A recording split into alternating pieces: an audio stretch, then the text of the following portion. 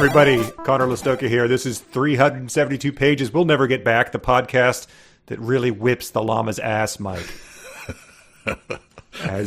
Wow, bringing that back to us. As you do with a llama. Circa 2000? Yeah, I think Late that was 90s? probably when I got it. I had my Okay. Winamp had a skin on it called Pac Amp that made it look like a Pac-Man game. I would always install that whenever I got a new Winamp install.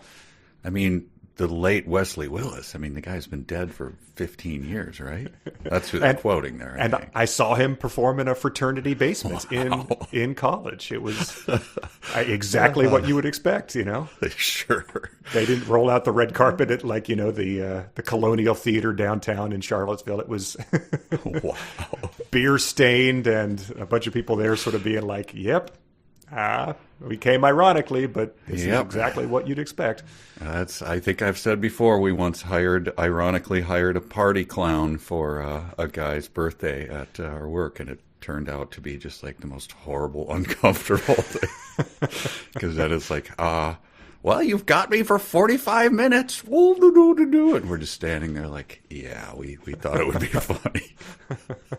It's not. Everyone's uncomfortable. What are we doing here? We're doing the Legend of Ra and the Muggles, a book written by N.K. Stouffer that had a very prominent copyright infringement lawsuit that did not work out the way that the author of our book intended it. She was found liable for being a nuisance, I think is pretty much what they said. There was allegations of fabricated documents. I mean, I don't think they were allegations. They were proven in a court.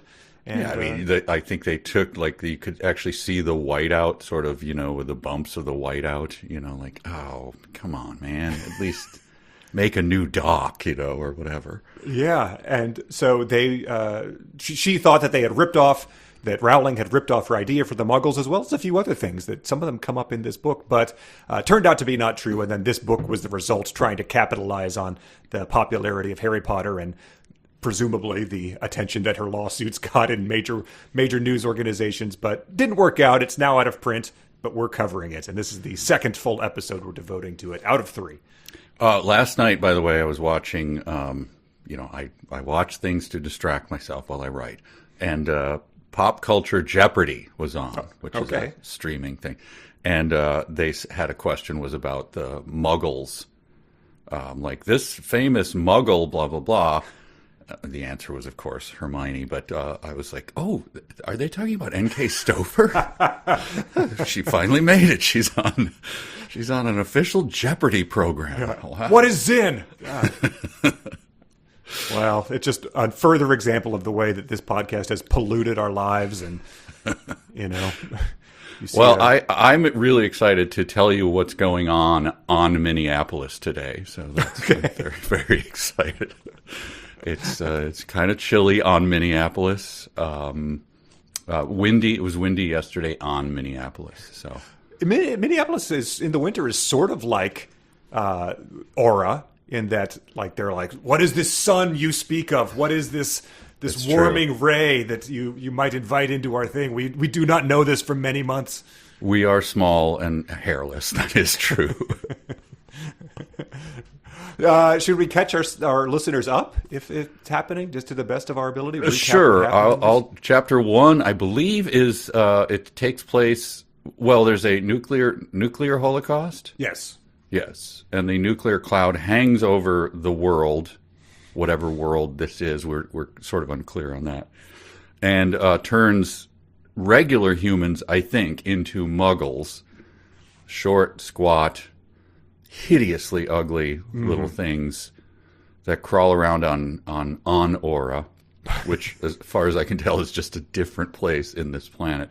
Close enough so that the kids, who eventually are sent there on a raft, a la Moses in the reeds, and they bring a jewel with them that lights up Muggle land, Aura. And then they raise these kids, the whole village. It takes a village. And they raise these 2 kids, and then that's where we are. That's pretty much where we are, yes. Okay.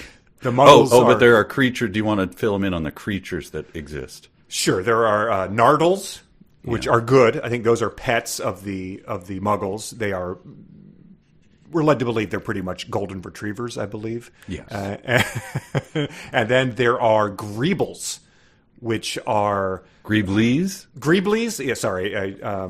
They are like rats with the face of rabbits, I believe, that scurry wetly through the grass and attack. They attack the Muggles, but they don't seem to be really that big of a threat. They're sort of like a nuisance more than they are something that you're actually worried about, as we see in this section we're about to read as well. I would not appreciate, because this seems to be their number one thing, seems to be to attack the Muggles and drag them. Which, if Shelob does that, you're like, oh, well, I'm doomed. Mm-hmm. But I don't know, what are these, are they going to tickle them back at their den? I don't know what happened. They seem to just they seem to go like, what are you going to do? Sometimes you get dragged away by a Greebly. Yeah, few stories at all of dragging away ever end positively or end with being just like dusting yourself off and being like, well, I hope that doesn't happen again. Like, wow, clawing the earth in a panic and screaming at your loved ones to avenge you. That screeching guy who's pushing that cart full of rags and talking about the Book of Revelation just dragged me away. It was kind of a hoot. Yeah. I gotta admit, it was fun. He showed me his shelter in the alley. He's got a good thing going on back there. Good guy. So that's where we are. So we went through chapter 4, right? We went through chapter 4, which is essentially, they were sent off. They arrived here. Chapter 5 begins. It's called What's in a Name? And we're going to bear witness to one of the most honored and celebrated traditions of the Muggle community is the ancient ceremony of names. And I just speculated that we're probably not going to be hearing about any of these other honored and celebrated traditions there. The world building here is not necessarily at its strongest, I don't think.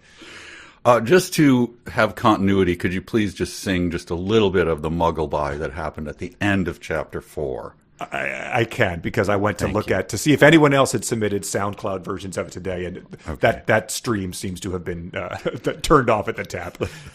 But I was informed that the 18-hour version, the drone version, was by one of our listeners. I think Harrison intended it to be there. It was not just a coincidence that it wound up there. Okay. So it is, even though there's darkness all around, this day's at an end, and the night is your guide. Drift away through the night, till you see the morning light. And one of those notes that I sang perfectly on key is off. There's like the wrong chord is. Yeah, you made it far more euphonious than I think that it is in its natural state. Yeah. Adele, if you're listening, you can chime in with your own version. Sure. We'd appreciate that. Sure. Well, you should go on The Masked Singer with that. But anyway. Wow, yeah. I could dress as a Muggle and people would be like, I bet it's Heidi Klum. And then I have to saw your legs off. It's no big deal. It's all right. The naming ceremony occurs, and Ur is the old man. Is that how you're pronouncing Ur? I guess there's no other way. Ur? Yeah, Y-U-R. Ur. Is presiding over it. He's the old man, and his wife, Golda, is struggling to keep the large babies on her full hips as she slowly stepped into the granite walkway leading to the naming platform. So they've got like an arena for this. Yeah. This poor Golda does not get treated well in this section. But we'll get to it. Her physicality is brought up a lot. It's like, geez, all right. So Ur took his responsibilities as elder very seriously. He had given the matter of the babies' names considerable thought and was finally ready for his proclamations. So I'm thinking of names. Are you? Like when your friend announces? Of course, yeah. And then the gig is that you give them the worst possible names and then advocate strongly for them, of course. Yes, George Costanza style, 7 and soda. I suggested my brother had a new baby, and I suggested the name of the Washington Commanders quarterback, which was not even commented on. Jaden Lostoka would have been kind of weird. Yeah. So my names I came up with were Diesel, Prince, Chad, Scott. Okay, yeah. That's a good one. How about Maverick with 2 C's? Nice. Oak. Ooh. Because that's, come on, he's strong. I once almost, I didn't really, but like a guy's like, no, I like that. Oak. Like, yeah, he's strong. His wife is sitting there. It's like, it's not happening. How about valor with a Y? Nice. Yeah. It's strong. That's prominent. When the guy's, doing a middle management role at a AI cookie company, that'll be a very funny thing to be like, Valor, get in here. Where the hell is that report about our new AI-based chocolate chip cookie? So anyway, yes, the naming ceremony happens. He says, the giving of a name is an honor, but will not make one who receives it honorable. Their chosen name will give them an identity to build upon. They will build character through experience and gain or lose respect as a result of how well they handle those experiences. So again, if you finish all that sort of solemn talk and they're like, thus I deem thee Mortimer. I deem thee Gary. Why do you ask, two dogs screwing? The place is described a lot. As you say, it's like stones, it's a secret place.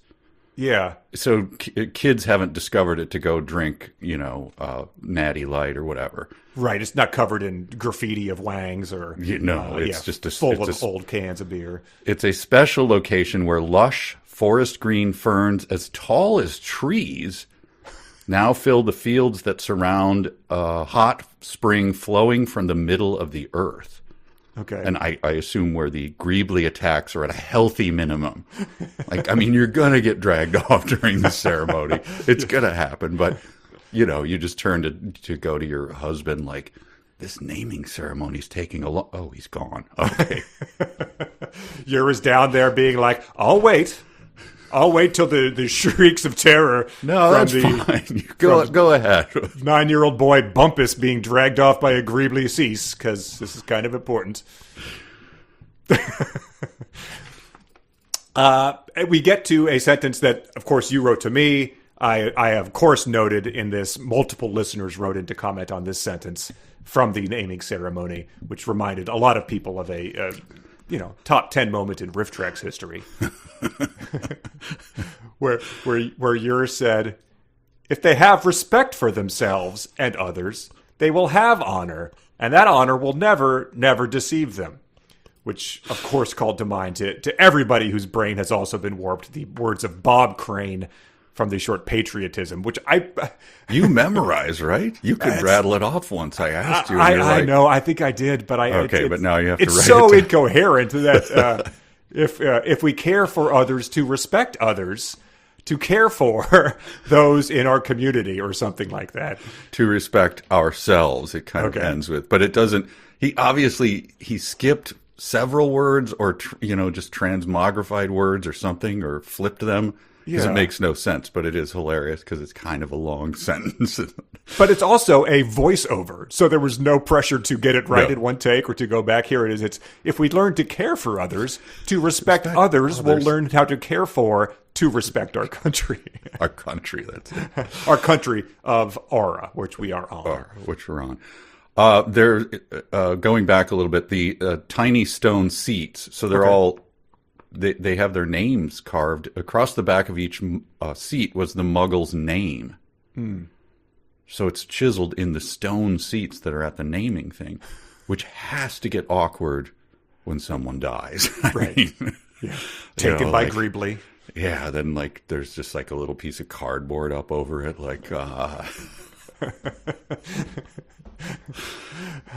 that's got to be a little, the family comes in and go there's your seat and John's seat. Empty chairs at empty tables. Oh, God. Why did they do this? Can't they just remove this? No, I'm sorry, it's stone. It's very hard to remove. The blue-collar Muggle in overalls with the chisel is standing there waiting for the weeping deceased so he could just get ready, carving oak into the thing. This is... it's like that cliche in movies of the guy, scraping the name off the window of the office with the paint can. Oh, anyway, so that's the location. Yes, it's essentially, I'm picturing essentially the Colosseum or a half version, like an amphitheater type of version, where Ur is down there presiding over this thing to a packed house. Yeah, what are you pegging the community as? Because they're all there, like everyone goes. No The one size goes. of it, you mean? Yeah. Well, early in the book, it said that Golda was the only grandmother of this town, of this community. Which to me that meant that there was 2 generations, right? One of Golda's children have had their own children. Right. And she has a nephew. Her sister died, right? Uh-huh. And her sister's husband died. So that would have been another grandmother, but she died.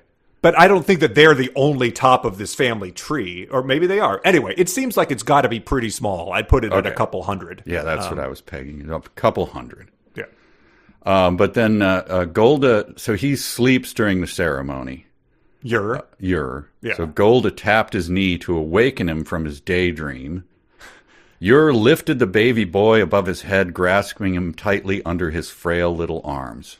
I mean, obviously, Lion King music started playing. And That's 100%. Another lawsuit? This came out before that. That was 94. Yeah, that's obviously what they're going for, right? Yes.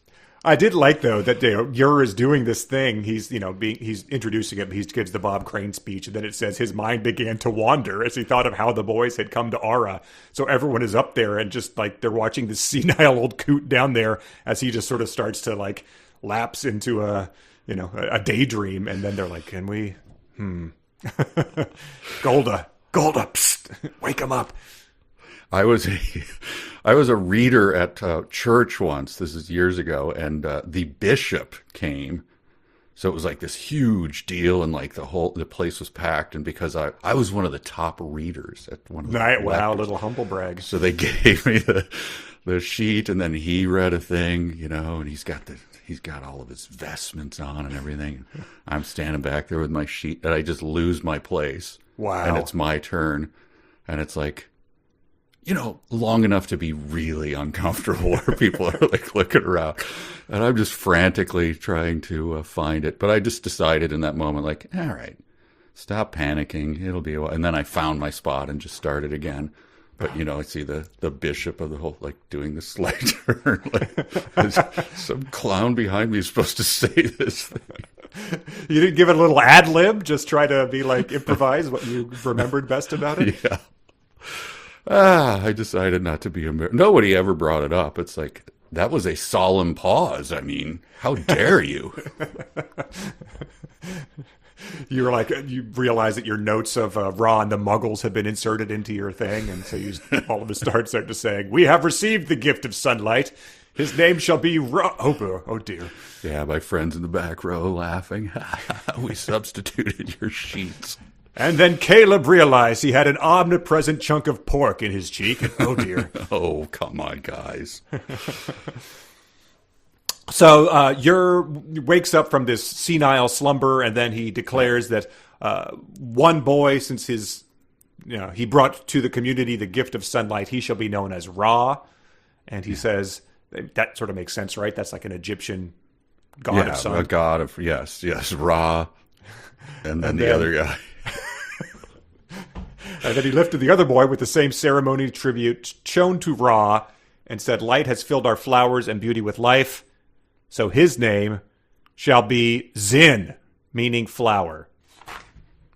I didn't bother to look up if that's ever had those two words have ever gone together in some sort of language. I mean, I immediately thought, Rush album title. Come on. Yes, the Chambers of Zin, part 2, part 1 comes later on the album. We are the priests. And as we did cover, I think at the first one, Zin is the most popular brand of nicotine pouch that does not contain tobacco. So, that's right, yeah. So Zin Bros, named Maverick with 2 C's, are definitely a thing. But yeah, I mean, what a terrible thing to do to a child. Like, you are Ra, power and might of the god. You're Daisy. Come on.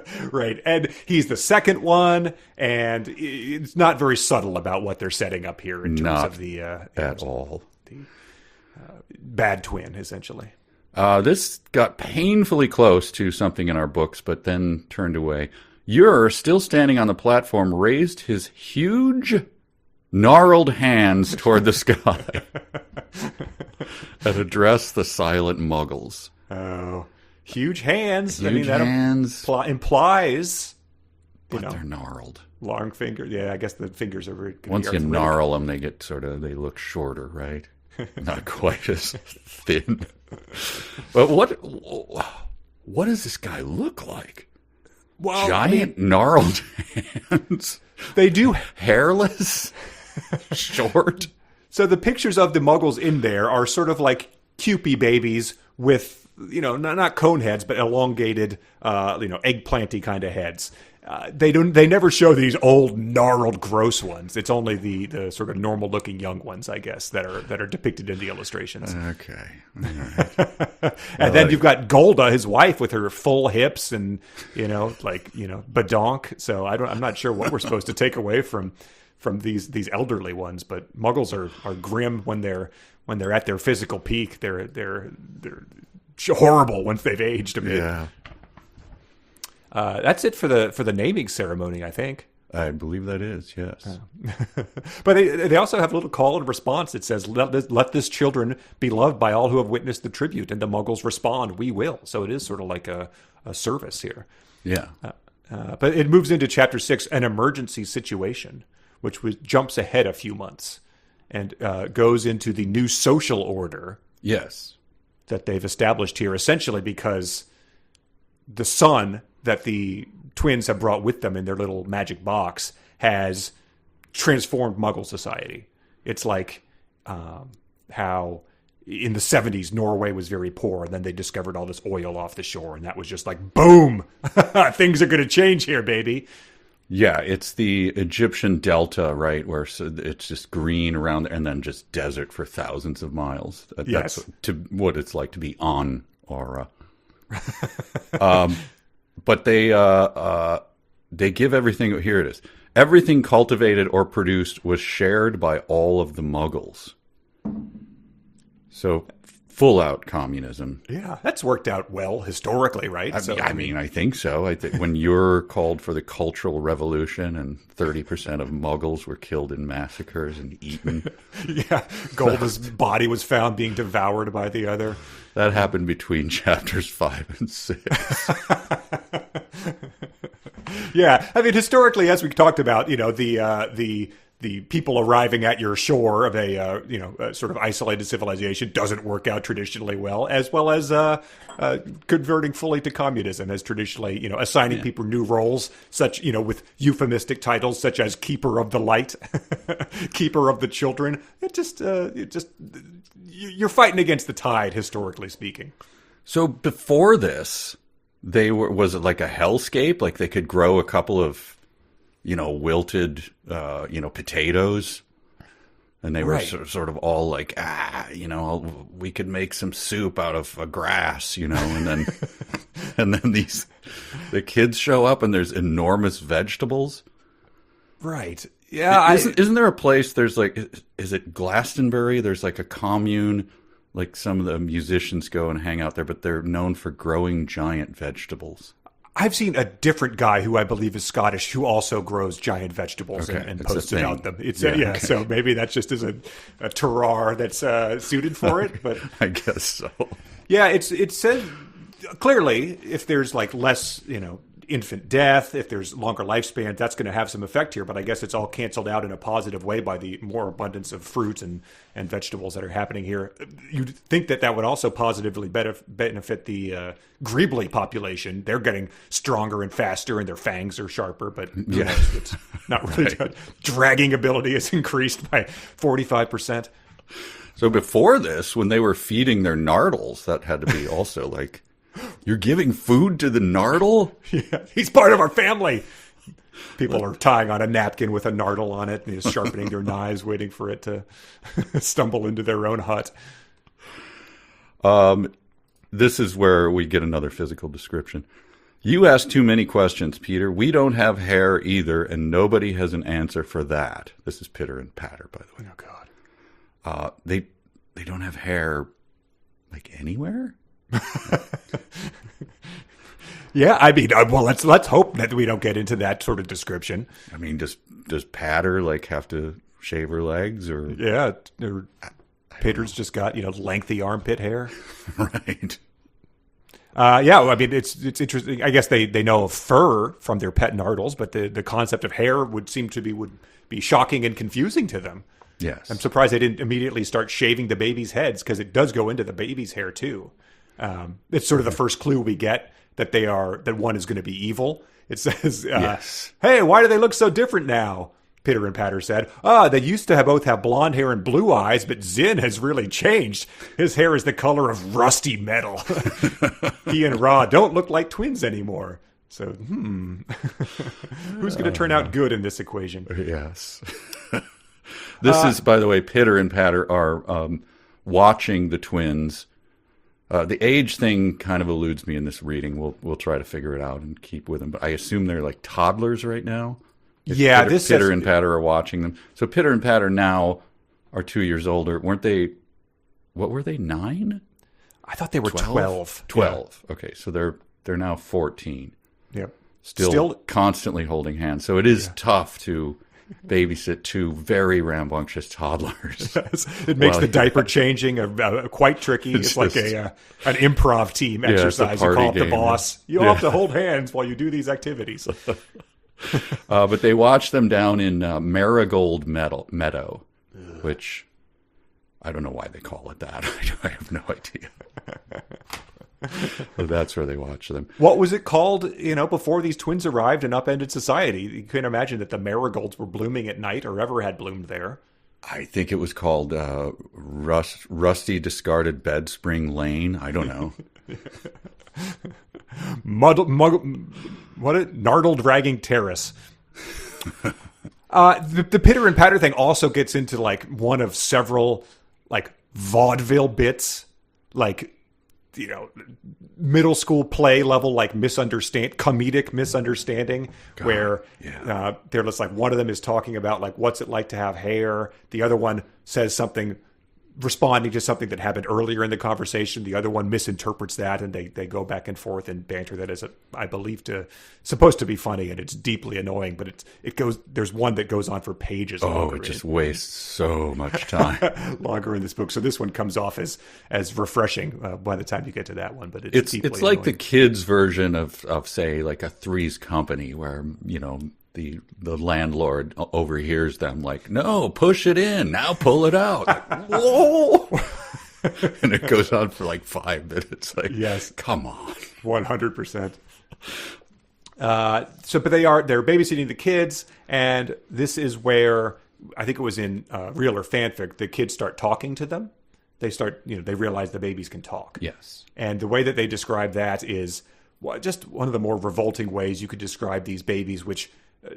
Ra is described as a cute baby. Zin is hideous with his horrible rusty red hair. Rusty. But it says both boys had grins that vividly displayed their 2 new front teeth protruding from their swollen red gums.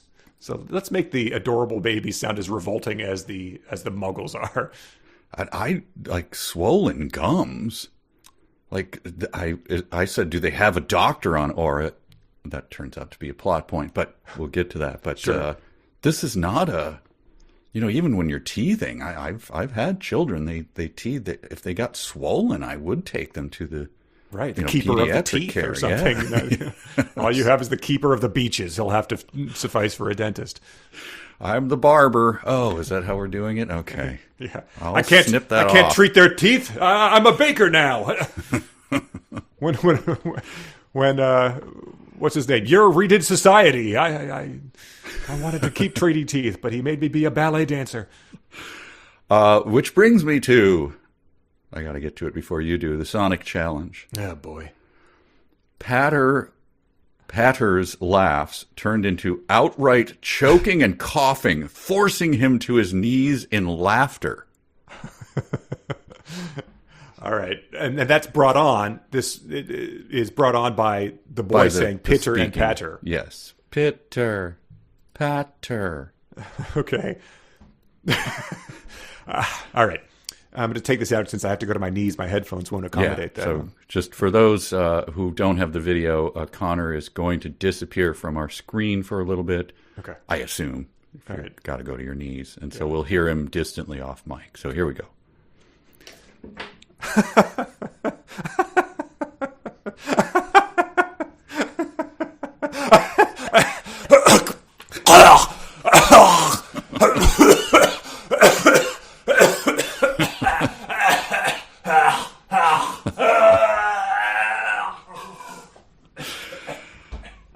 All right, well, we killed Conor. I mean, worth it, though.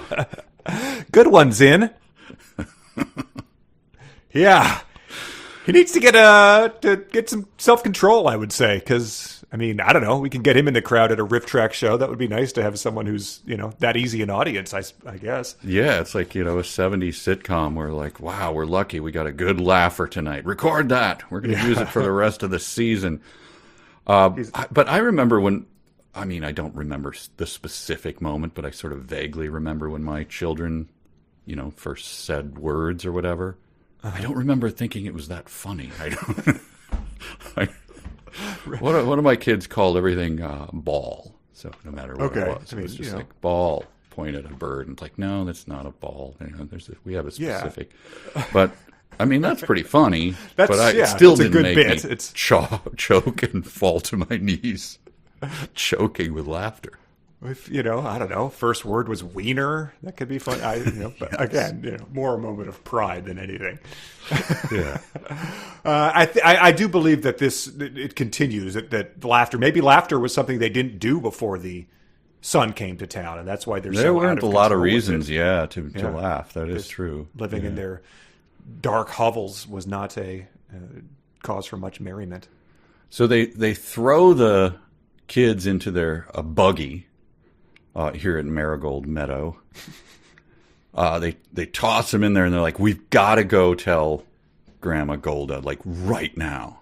I was confused as to why. Like, this seems like something that can wait. She'll probably go, yes, that's how it works. Normal progression. Yeah, I don't know if they thought that these kids were freaks who were going to grow up to be like, what did they expect their progression to be? Were they going to be mute their whole life? I didn't know. Maybe, Muggles probably turn out differently, because their lungs are shrunken from all the radiation. True. But Patter ran through the village, pushing the buggy so fast that not even the Greeblies could have grabbed them. So... isn't this a possible solution to the whole Greebly problem? Run at a moderate rate? Just run moderately, because you're pushing a big buggy and you're holding Pitter's hand.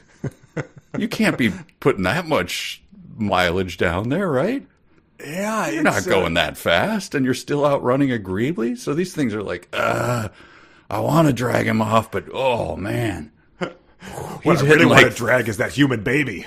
3.5 miles per hour? I can't keep this up.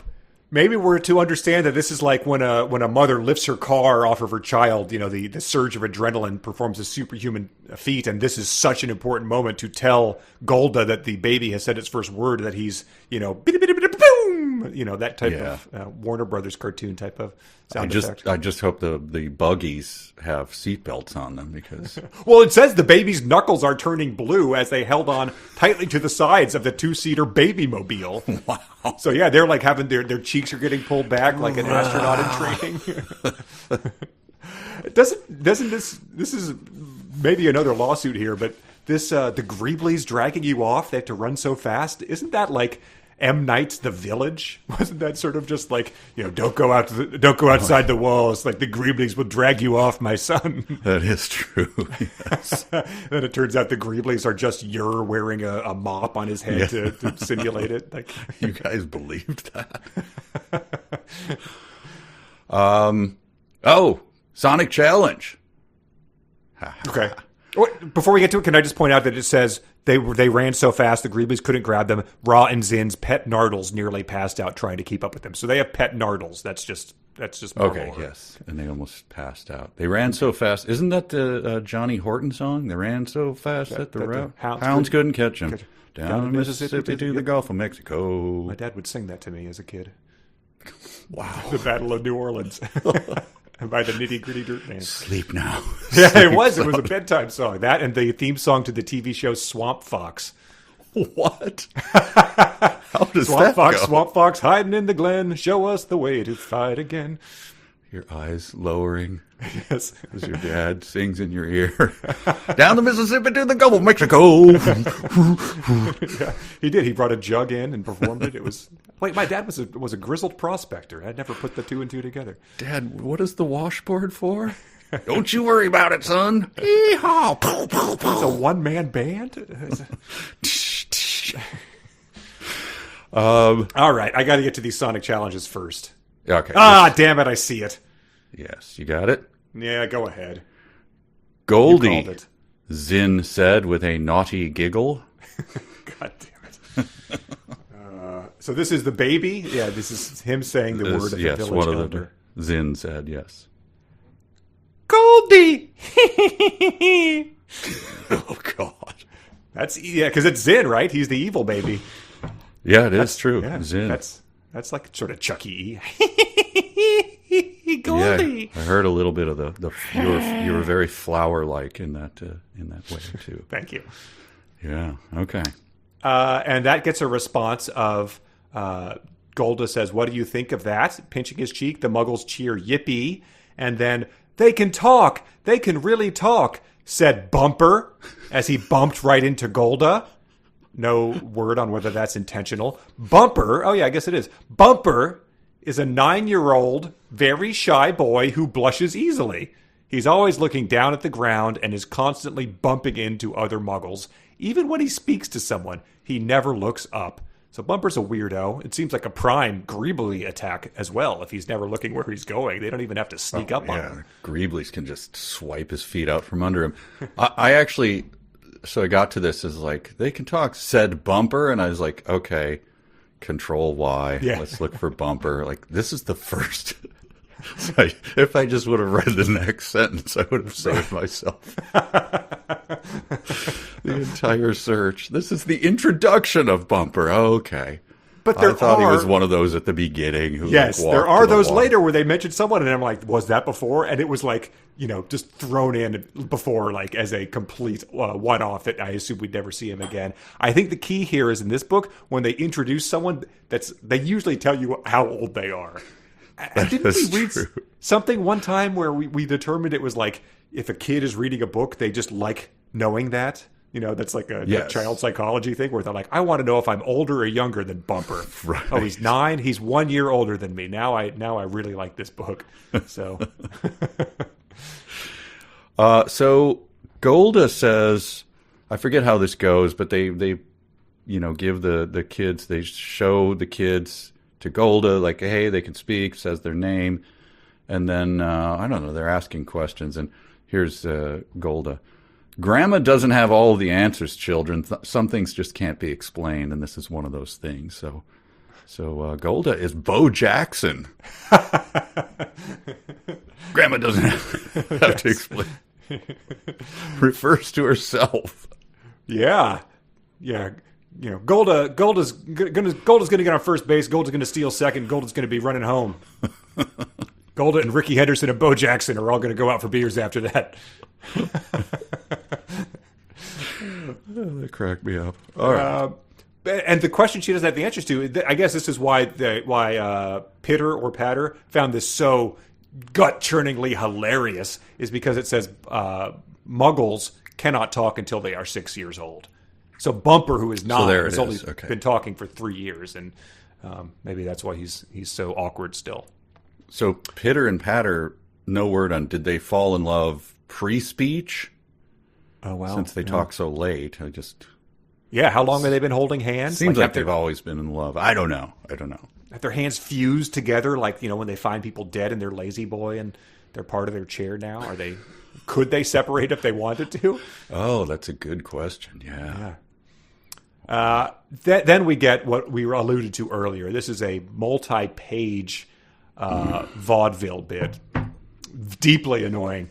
It starts off because the old guy who presided over the ceremony, has a old-timey ear horn. Yes. For better listening, and he's hard of hearing. So she says to him, the twins have spoken their first words. And he says, "What's that, Goldie? You say, the bins have broken air by thirsty birds?" And she says, "Never mind, dear." And "Never mind, dear," he says, what's going on? We've got thirsty birds, and now we've got blind deer? And that sets the next 4 pages of the book into motion. And I thought, okay, this is annoying, but at least it's over. Right. God, was I wrong. I mean, obviously, when you thought of an old-timey ear horn, what was your first thought? Of course, it was Mr. Muckle of W.C. Fields. It was. I did think about that. I feel like that and Dr. Seuss are where you see some of those. Open the door for Mr. Muckle. Open the door for Mr. Muckle. What? That's okay, Mr. Muckle. Kumquats. Oh, look it up. It's W.C. Fields. It's very funny. It's the one old thing that I find funny. So yeah, he's misheard thirsty birds and blind deer, and so he starts yelling out orders. He says, "Go get the buckets, fill them with water, get some worm cloths and aloe salve. This is an emergency." So I want everyone to just keep that in mind, because there's substantial hang time on the payoff to this joke. Substantial hang time. We could generously describe it.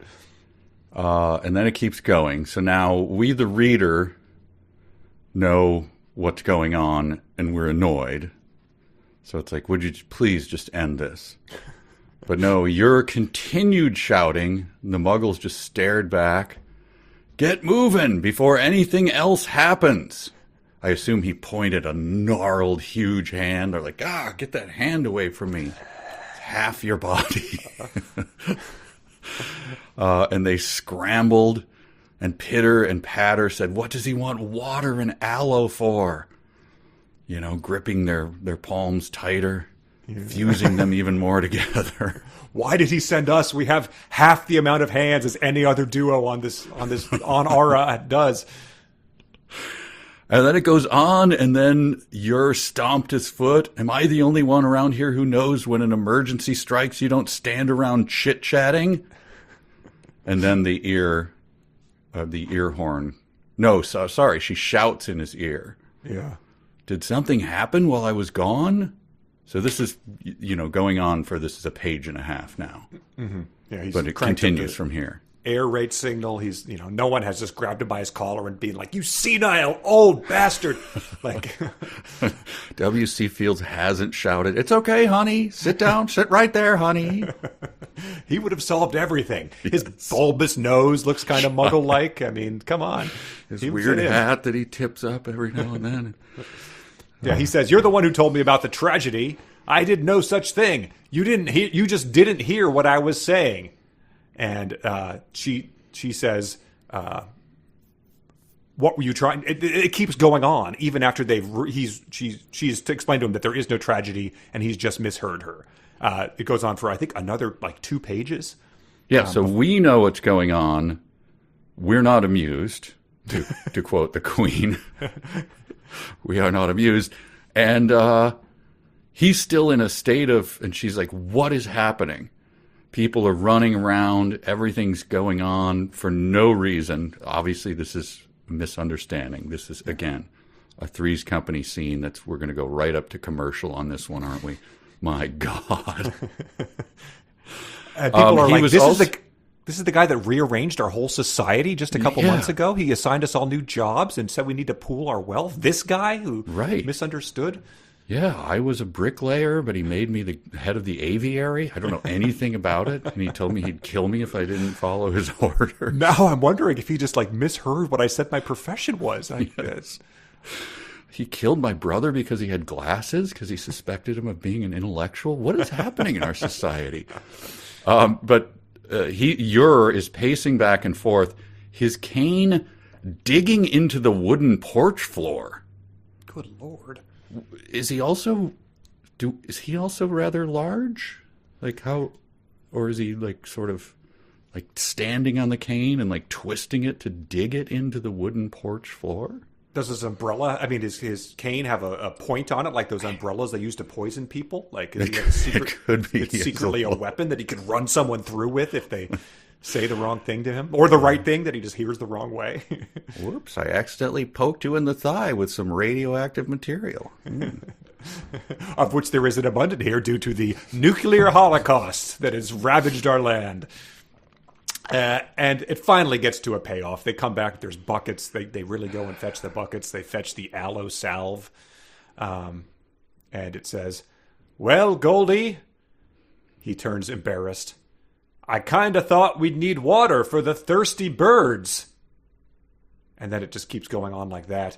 And she says, "Why did you bring aloe salve?" He says, "I thought we might need to soothe the eyes of the blind deer." And so he thought, when he heard first words, he heard thirsty birds, and the blind deer. I don't even know what that was. Never mind, deer. Oh, never mind, dear. God, it's even more annoying to see it in retrospect. And then she gently handed Ur his ear horn, which, by the way, they described earlier as a sort of an ancient or I don't know, some technology or something. And I was like, oh, it's not a interactive electronic hearing. Like, of course, it's just a horn. Oh, this is what they said. Well, Gold was his primitive hearing aid. Nice.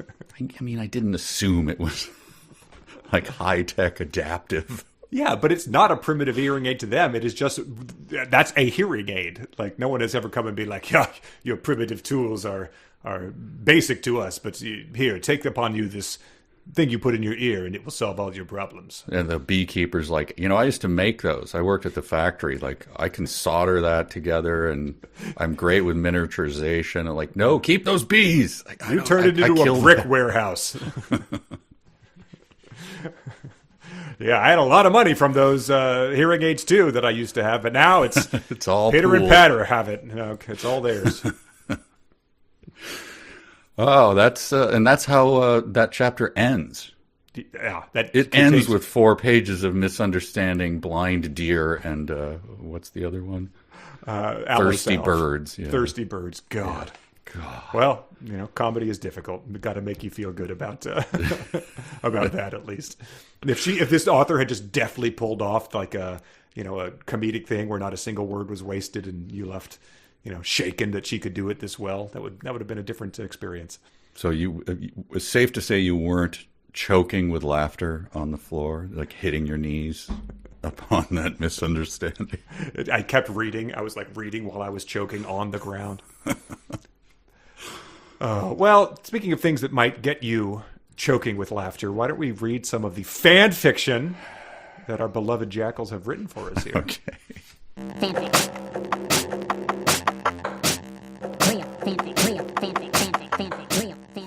All right. This is Real or Fanfic, the popular segment of the podcast where I'm going to read you 5 excerpts that are either from later in Ra, The Legend of Ra and the Muggles, or fanfic submitted by our beloved jackals who submitted over at patreon.com/372pages, the place where you get all these episodes early, where you get exclusive other podcasts that we do, and we truly love, just like Peter loves Patter, every single person who supports the podcast over there. We would hold hands with you for eternity if we could.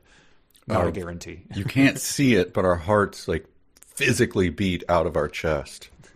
We have no ribs. It's physically it's horrible. We took them out so we could show you how much we love you. We're very gnarled. Our hands doctors, are huge. Our loved ones advised against it.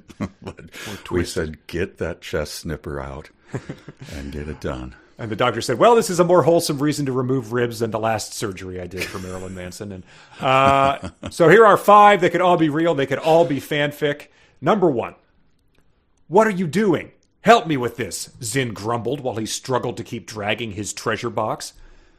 Grandpa Yer said I could only use my special power in a real emergency. Well, I think this is a real emergency.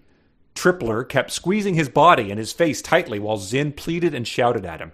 The two Nevilles were getting dangerously close, and he could see saliva dripping off their pointy teeth. They were excited about the tasty treats they would soon have. Zin kept on calling for help and pulling his treasure box. Suddenly, Tripler opened his eyes wide and shot his arms out. He shouted, "Muggleplication!" Out of nowhere, there were now 3 of him. One ran off to the left and the other ran to the right. The last one ran up to Zin and picked up the box again. The confused Nevilles looked back and forth, then split up to chase the copies of Tripler. Did you say Nevilles? Yes, Nevils. Okay. That's good. But it is the one reason I'm going to say that is fanfic. I like Tripler, though. I was like, where is this going? Oh, of course. Yeah. On the nose is this book's place to be. We don't know how old Tripler is. That could be a day. Yeah, that's, wow. Number 2. Looking at his brother sleeping peacefully, he felt no remorse as he shoved and pressed the moss against Ra's face. Ra struggled for only a few seconds before he lay totally limp. His arms drooped over the sides of his simple wooden bed frame, and then a color left his face. "Frady," Zin whispered the command. "Get over here and help me tie up the ends of this blanket. We'll use it to drag him down to the beach. Quickly, you nitwit, we don't have all night." Ra's body was bumped and rolled and battered as Zin pulled and tugged, struggling to drag it to the beach. When they arrived at the bluff, Zin, with a grin on his face, took his foot and shoved Ra's body over the edge. It rolled and rolled, down over the bank, through and over the sand until it hit the side of the vessel. "Voila, as Chef Franck would say," Zin exclaimed, throwing his hands in the air and declaring his success. Chef Franck? Franc. Oh, dear. This is a tough one. Caution to the wind, I'm going to say that's real. Wow. Number 3. "It is as I feared," said Harmon. The boys stepped into the control room to see Harmon holding Yur's hand. But Yur was no longer Yur. His normally pudgy body was shrunken and dried up. His blue Muggle skin had turned to gray. His sunken eyes were closed for good. Ra screamed, "No!" Zin collapsed in one of the other chairs and began to sob. "I didn't mean for this to happen." Harmon tried to console him by saying, "My father knew the dangers of turning the time stream backward. It's not your fault, Zin." "If I had told him sooner, he wouldn't have had to go back so far," Zin sniffled. "But you didn't know about the time chair and the controller being underneath the Tower of Time," Ra offered. Harmon said, "We must carry his remains back to the surface so that Golda can say goodbye to him." Whoa, wait," Zin stuttered. "What if I use the time chair to go back and stop stop this whole thing from happening?" Ra blinked. "Should we?" Wow. Time chairs? Dead Yurs? Forgot their skin was blue? But it turned gray? His normal, his blue Muggle skin had turned to gray. Okay, so that's the radiation, I'm guessing. Some side effect of that. I think I asked you before, I wonder if they're like the blue, what is the family, the inbred family? Right. The blue Not people. the colloidal silver guy, the ones who... Yeah, they actually turn blue. It came up probably during Caleb, it might have come up. Yeah, okay. Yeah, I don't know. I mean, also, you'd have to assume that perhaps the Smurfs could have played a role in that, the extremely popular series of tiny blue characters that was happening right I'm around going to go this with time. inbreeding, but okay.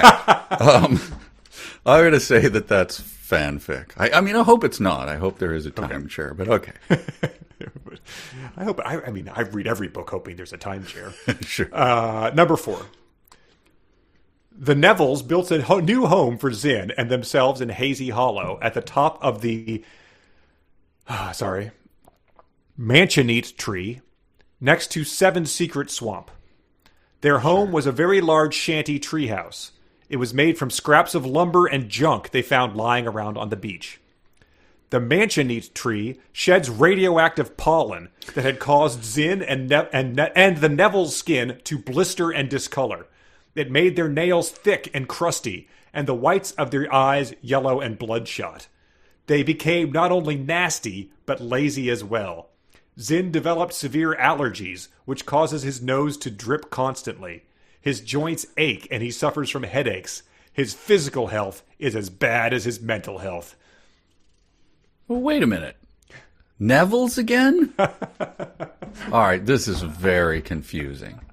So is this the thing that she did after the fact? Did she add Neville's back in? I don't remember if we touched on this, and this is just information. I thought we might have touched on it in the intro episode, but it said that one of the things that seems like, to me at least, is that she had characters called Neville's, and then there was Neville's, Neville the Neville that is. But the guy said her Neville's are something something. Neville is also an extremely common British name, so we do not see any validity in it. Oh, that's right. That's right. So you can evaluate. Where was it? Shoot. The Nevilles were in number 1 as well, so you can reevaluate that too if it makes a difference. Oh boy, no, they were weren't they in number 2? I'm sorry. Number 1 was the Nevilles chasing Zin and Tripler. Oh, okay. Then multiplication. Okay. And you said fanfic for that. Okay. Well, this is blistered skin and radioactive. I'm going to say fanfic. Okay. And number 5. So confused now. Chops, 15 years old, is a muscular boy who chews gum, blows bubbles, and pops them with his fingertips. He wears an old black leather jacket he found that has the word C.O. chops, like an acronym, spelled out across the back of it. His given name is Peter, but everyone calls him Chops. Everyone also knows that it isn't a good idea to ever call him Peter, not if they knew what is good for them. He is truly a bully. Wow, that's it? Yeah, that's it. Leather jacket? Black leather jacket. So, cattle? They do slaughter cattle? It could be I guess there are other kinds of leather. Yeah. Black jacket. That sounds like it came right out of Encyclopedia Brown. It does. He was going to challenge Bugs Meany for control of the tigers. Yeah. Hey, beat it, guys. It's Chops. Pop. I don't know. No one will convict me if I say that's fanfic, right? I'm going to. Okay. All right. So we are going to go back through and see how you did. I feel pretty bad about this one. Okay. Number 1 is Zin and Tripler and Muggleplication being chased by the saliva-dripping Nevilles. You said fanfic for that. And that was fanfic. Written by Mark. Mark, who discovered this book. At least it's 1. Okay. 1 for 1. Number 2 is Ra uses moths to knock... Zin uses moths to knock Ra unconscious like an ether rag, drags him down to the beach and knocks him over the bitch, and Chef Frank would say, voila. You said real to that. That is also real. Wow. Submitted by Jeff from later in the book. We get to the fact that he's allergic to this particular kind of moss later, so... Yeah. That could influence. If you haven't read along, you might not know that. Number 3, so 2 for 2. This was, the time chair, blue Muggle skin. You said fanfic for that. That is fanfic, written by Chap. The blue Muggle skin, I feel written like by Chop, did you say? Yes, Chap, C-H-A-P. I don't know. Okay. Right, yeah. We don't want to call him Peter. That's for sure. Hey, Peter. And I feel like the blue Muggle skin might have been before the sun came. I feel like it might have said their skin had been blue when there was no light, but now they were pink. Bleached it out right away? Maybe, yeah. So anyway, Either saw way, through it. it's hideous. Okay, all right. Number 4 is the Nevilles and the building a home in the mansionite tree, which sheds radioactive pollen and makes their eyes yellow and bloodshot and causes their skin to blister and discolor and makes their nails thick and crusty. You said fanfic for that. That is real from later in the book, written by Craig. So we've got that to look forward to. Submitted by Craig. You said written by. Oh, real, submitted by Craig. Yes, okay, sorry. Yes, gotcha. Sounds like he's going to be turning into like the trash can man from the stand who like pushes the radioactive. Bomb, yeah, and like pulls it right into the Vegas. Yeah. So that's Zin's fate. And then so that's 3 for 4. And then number 5 was Chops, wearing the black leather jacket and kicking ass and chewing bubble gum. You said fanfic for that. That is real from later in the book. Oh, come on. Submitted by Cameron. There's a guy named Chops wearing a leather jacket? Well, his name is Peter, but everyone calls him Chops because his jacket says Chops. Oh, so it's a Happy Pete situation. Where Happy Pete comes in. I mean, I don't think I have to bring anyone up to speed. I assume everyone knows. You don't, but just for the sake. Just for the sake of people who might have watched it a lot of times and then forgot. An instructional video, look it up. I believe it's still on the YouTube. Service is selling. Happy Pete enters a store. It's an Alaskan chain of like novelty goods. Once in a blue moose, yes. Once in a blue moose. Happy Pete comes in and he sings the song to a beat and he says, "Hey there, Jill. They call me Happy Pete." So that's not his name. That's what people call him. Sure. He has no comment on, is that a thing that they should call me? Because my name is Robert. Like, what? I don't understand. I'm very tired of the nickname. I'm feeling quite depressed. So, anyway, okay. So Chops, they call him that, but his name is Peter. Yes, okay. We can only hope he plays a prominent role in the radioactive pollen. I will also point out that if we're saying that people might not know Surface is selling, we did do a full-length song parody of it when we had an author whose name was Garrett P. Service. So that would be, if you've been listening all along with us, you are hopefully up to speed on that one. Or you're just even more confused about why we did that than ever before. I feel like every time we think that people will know something, it's an almost inverse relationship where they're like, why are you talking about this? I don't know what you're saying. If you fought it this long. It's Napoleon Dynamite. Son, I didn't understand a single word you just said. Well, R.I.P. Jill. No, that's the main takeaway. Yes. Yeah, exactly. All right, so Chapter 7 is called A Special Place and the Stone. And it, I think this has jumped ahead, I believe, 11 to 12 years. It is. I had to look it up. I admit I sort of glossed over a very specific thing. Okay. Well, sort of specific, but more specific than I thought. I'm like, wait, how old are these kids? But it has jumped ahead, yes. Yes. And this is where Golda gets described. And by the way, her husband calls her Goldie, but whatever. So it's Goldie and Golda, so I'm trying to look up the word. It's like, does she care about that the way that Chops does? Yeah.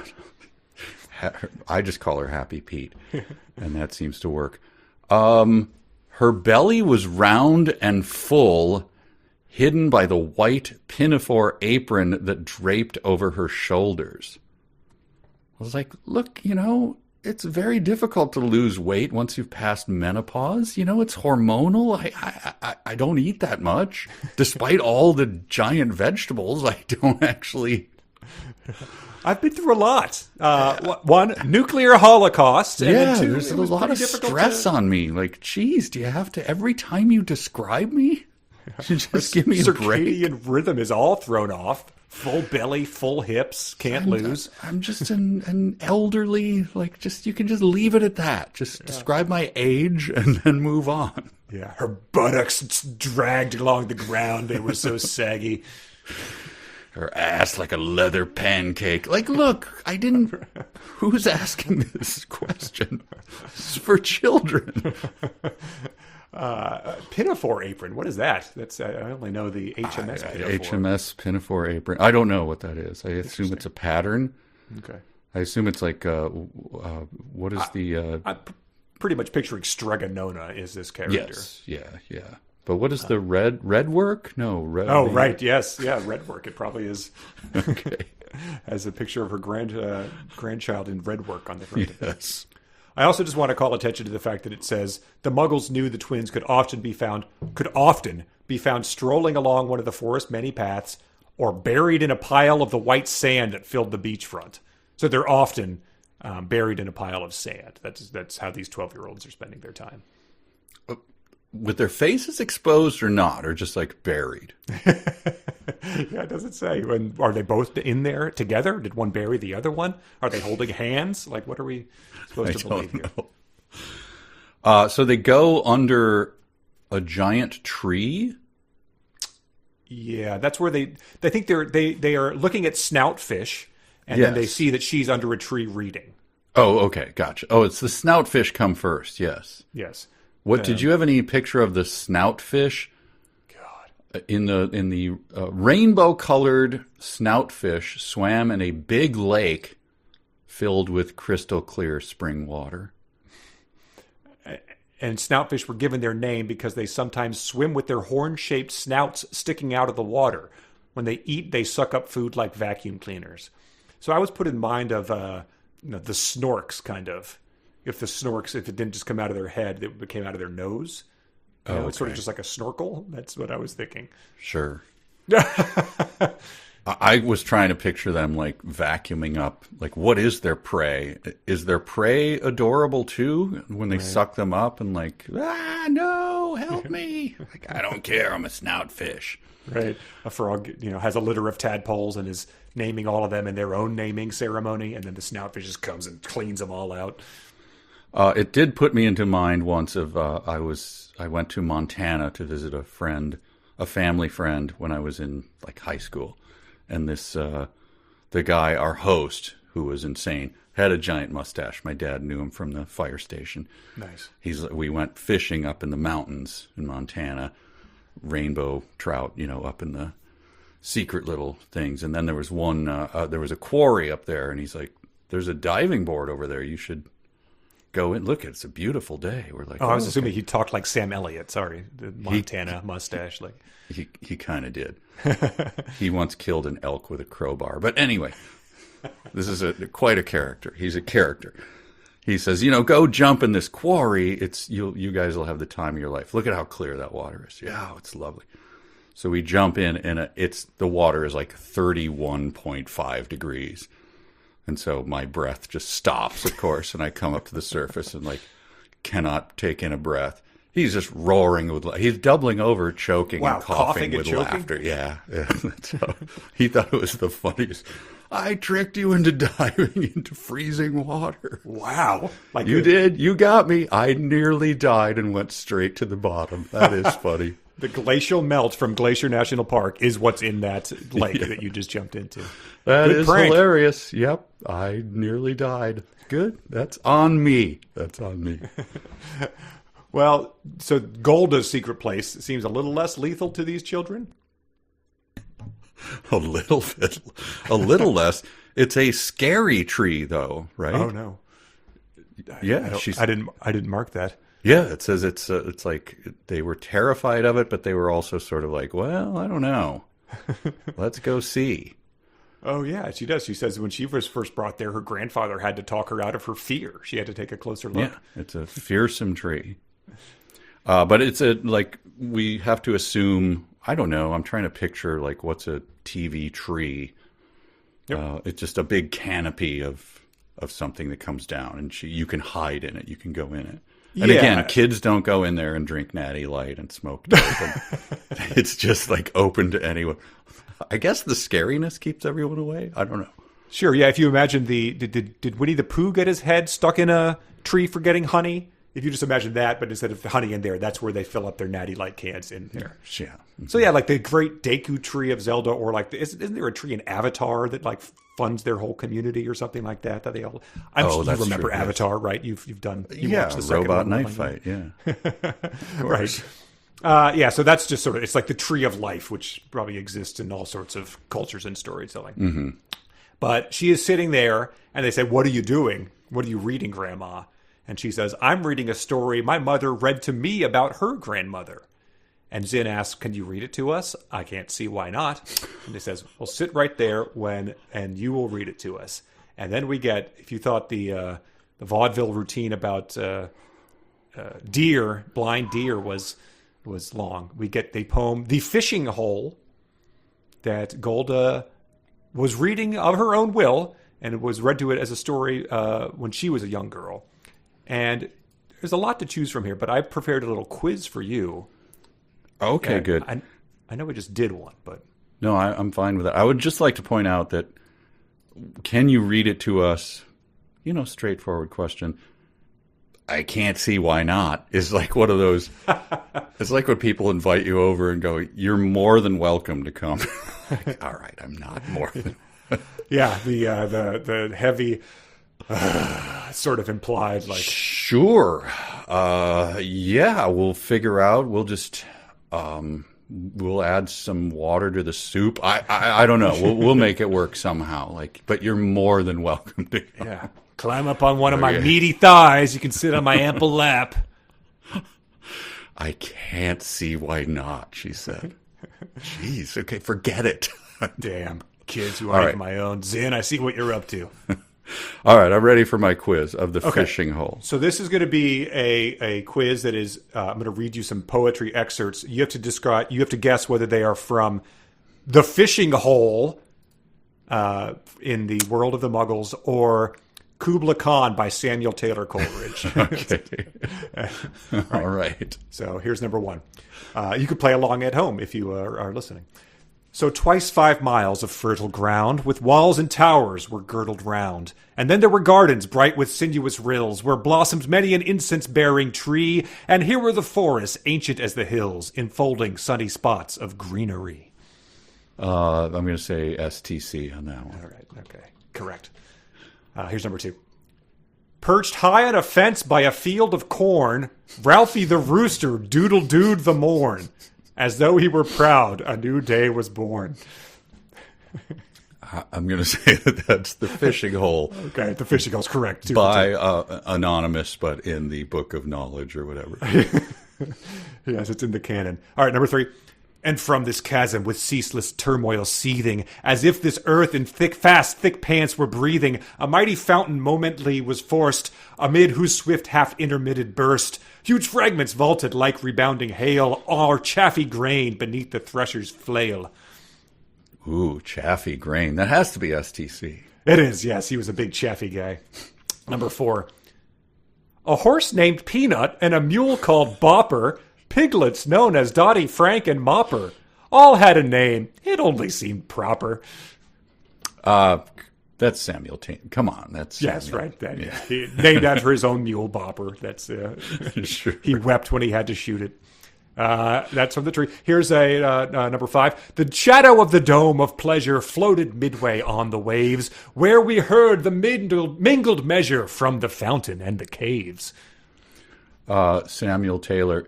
Is that the one that is referenced in Citizen Kane? Oh, I don't know. In Kubla Khan, a stately pleasure dome did so decree, I believe. Yeah, that's the start of this poem. I figured. Yeah. But you see there's fountains in this book. There's caves. You can see the similarities. Here's another one. This is a tricky one. They pointed to a squirrel as it ran up a tree, carrying a nut in his mouth. It seemed funny to me. You know what this reminded me of? I'm going to say that's The Fishing Hole, by the way. In the beginning of, I was sort of confused when I first saw it, The Princess Bride, when he gets the, Andre the Giant, he tries to get him rhyming. Oh, yeah. He's like, boy, that Vizzini, he sure is, like, mean. No more rhyming now, I mean it. Yeah. Does anybody want a peanut?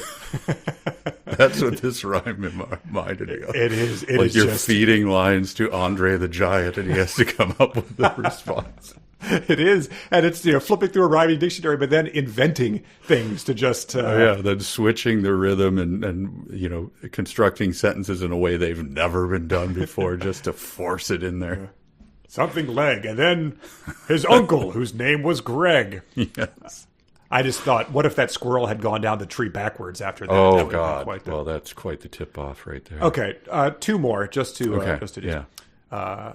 But oh, that deep romantic chasm which slanted down the green hill athwart a cedarn cover, a savage place as holy and enchanted as ere beneath a waning moon was haunted by woman wailing for her demon lover. Wow. God, I wish that were the fishing hole. If she was using athwart, cedarn, yes. E''er. And here we go. This is a longer excerpt, but it's exactly what you were just saying. So, my mom and her brother and sister June once found a rabbit, and they named her Moon. Tired and hungry, they fed her from a spoon. Granny had room in her heart, mind, and house for a tattered and torn rag doll named Klaus. Old picnic baskets, and yes, even a mouse.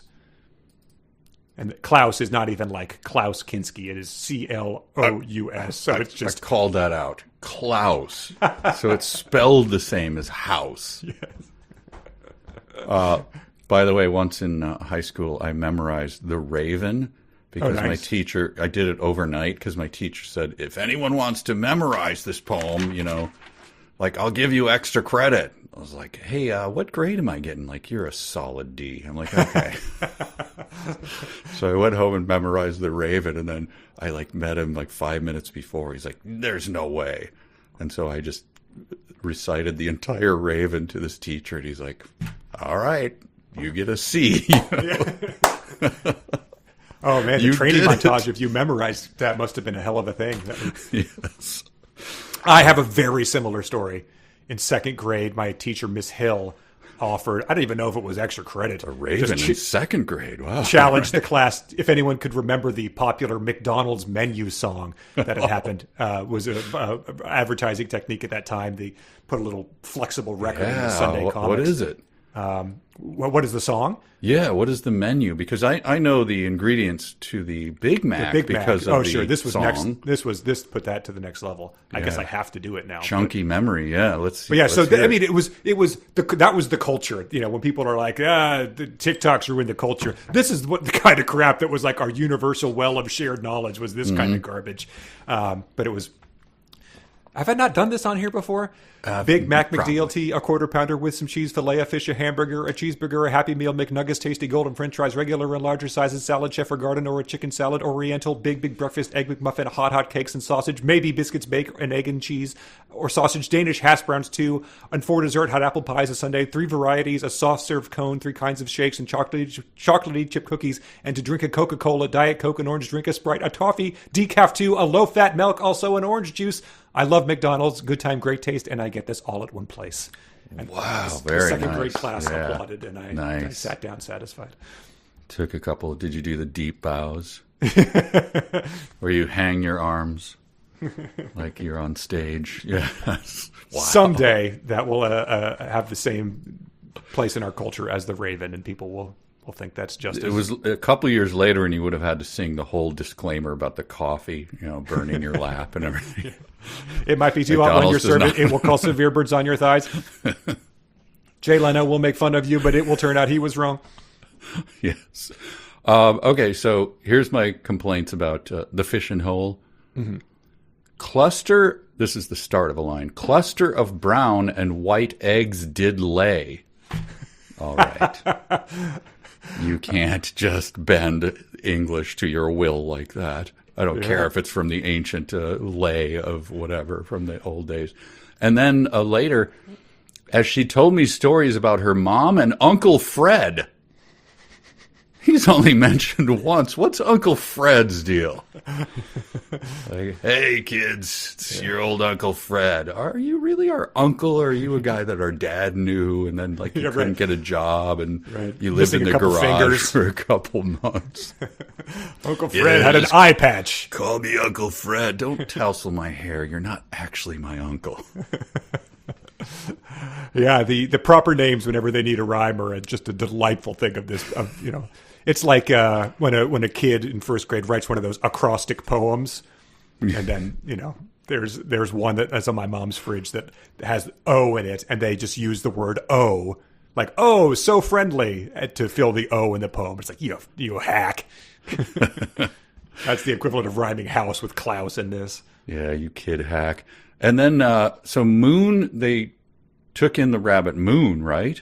Mm-hmm. But then we learned that I believe it's grandma has a menagerie in her house: horses, chickens, geese, a mule, a dog, and a hare.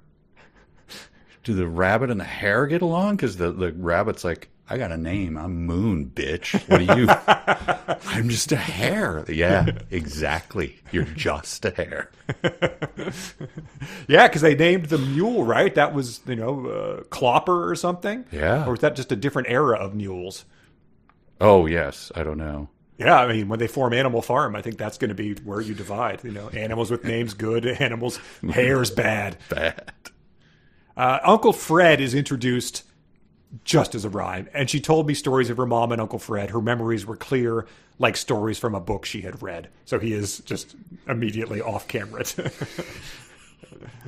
And remember, the whole point of this is that this is the book that Grandma was sitting down to read, get some alone time and do some real reading, under this tree. She finally has a moment's peace, and this is what she was choosing to read.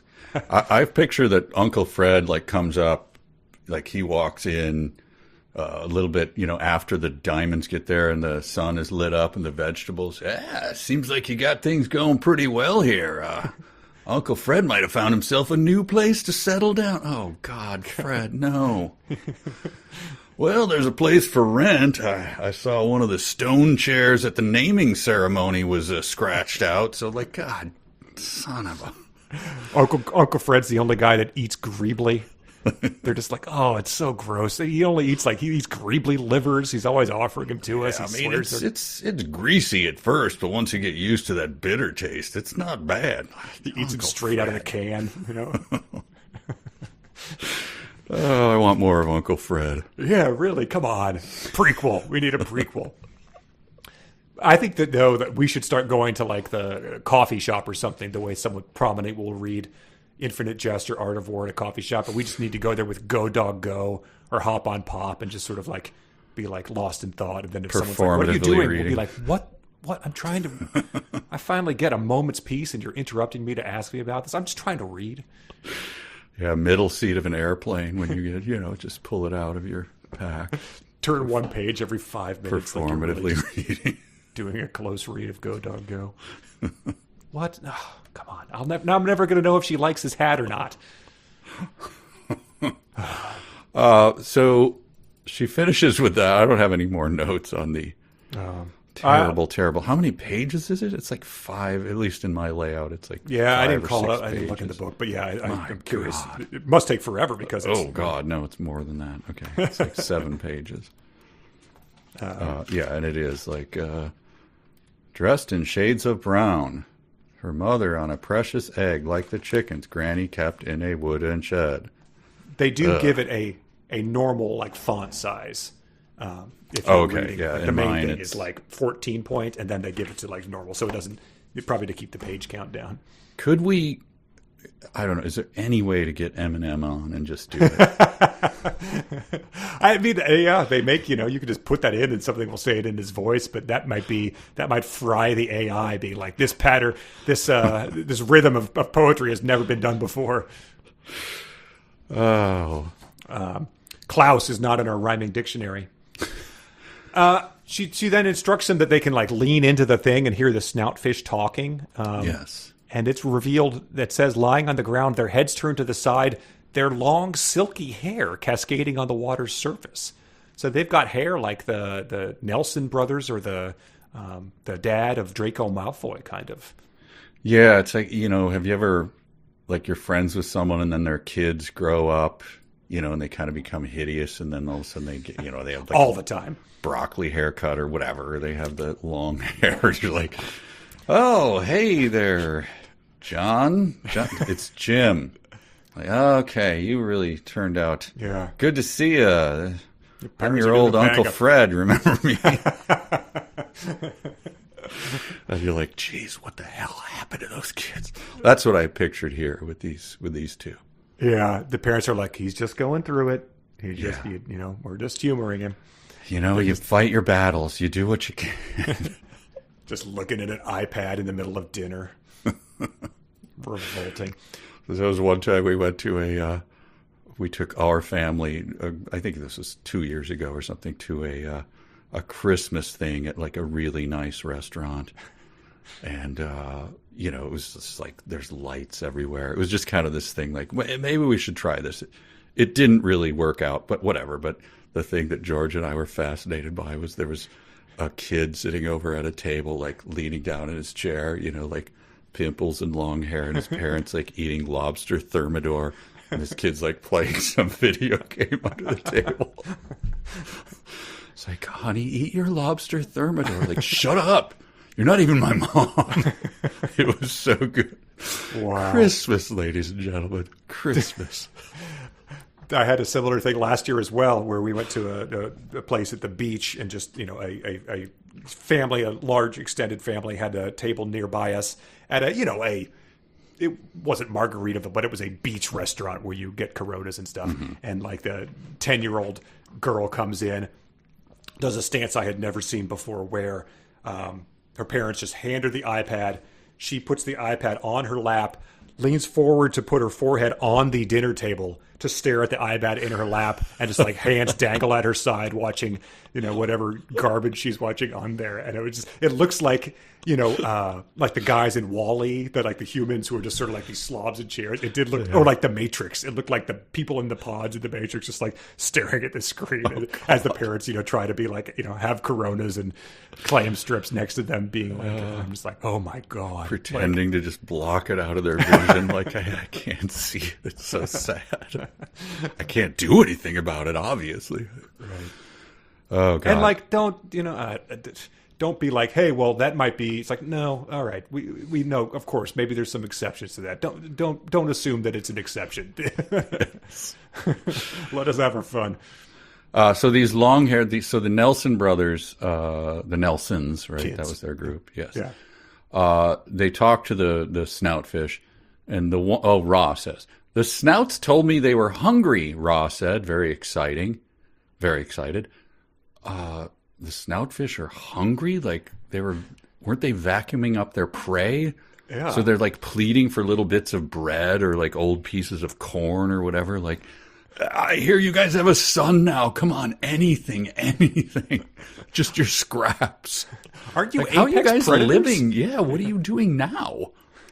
We dive down into cold water and we eat the crabs, okay, we'll just go do that. We filter in the mud and silt, and then there's a bit of krill in there. It's really hell being a snoutfish. Yes. You don't have many mice you can feed us? Nothing named Klaus? Come on. And then the way they communicate with the snoutfish is the snoutfish use symbolic sounds, and then they say it's the rhythm they use to sing their messages that tell they what they mean. It's like the notes you hear when Fife, the village Muggle musician, plays his saxophone. So there is a village saxophonist in this town, which is a pretty cool detail to get 7 chapters into the book. Hey, you're the village saxophonist. Hey, Sax, how you doing? What? No, it's Chops. I mean Fife. Yeah, they probably tried to steer him towards that, but the allure of the saxophone, a instrument that the metallurgist, the reed maker was doing until he got assigned to be the keeper of bees in the new society. Yes. So this is going to be the last one this culture gets for another 100 years. You're terrible at bees. I told you that from the start. Yeah. Colony collapse disorder happened immediately. It's not even worth pretending to keep him anymore. Let me go back to making saxophones. I wondered when they became an instrument, because that seems about as intricate as you could get, Like, they couldn't have had those in... That is rough stuff, yeah. I mean, you need a foundry. You have to mine, right? Is it copper? It's an alloy, I'm assuming. I don't know what it is. But they go over a Golda, or Goldie, depending on who you are, goes over to a little spring that's coming out of the ground with Ra, not Zin. Mm-hmm. Rusty-headed little no, sorry. Goes over and she says, like, hey, taste this crap coming out of the... It is Zin, by the way. It is, I want to... Oh, it is Zin? Yes. Okay, thank you. Thank you for correcting me on that, because I have it here. Just for people who aren't reading along there. Yeah. Hey, this water tastes like lemonade, he said with great surprise. Now you know why they call it Lemonade Lake, Golda replied. All right. I have a lot of things to say, but one of them is this. Why in the world would you then make lemonade? That's an excellent point. So you go back home and then you're like, hey, let's make some lemonade. Like, we were just at lemonade. It's right there. What are we doing? You get the sugar. Right. You go tend to the lemon trees, which, by the way, we have to kill a lot of greeblies and plant them at the base of it to fertilize the lemon tree.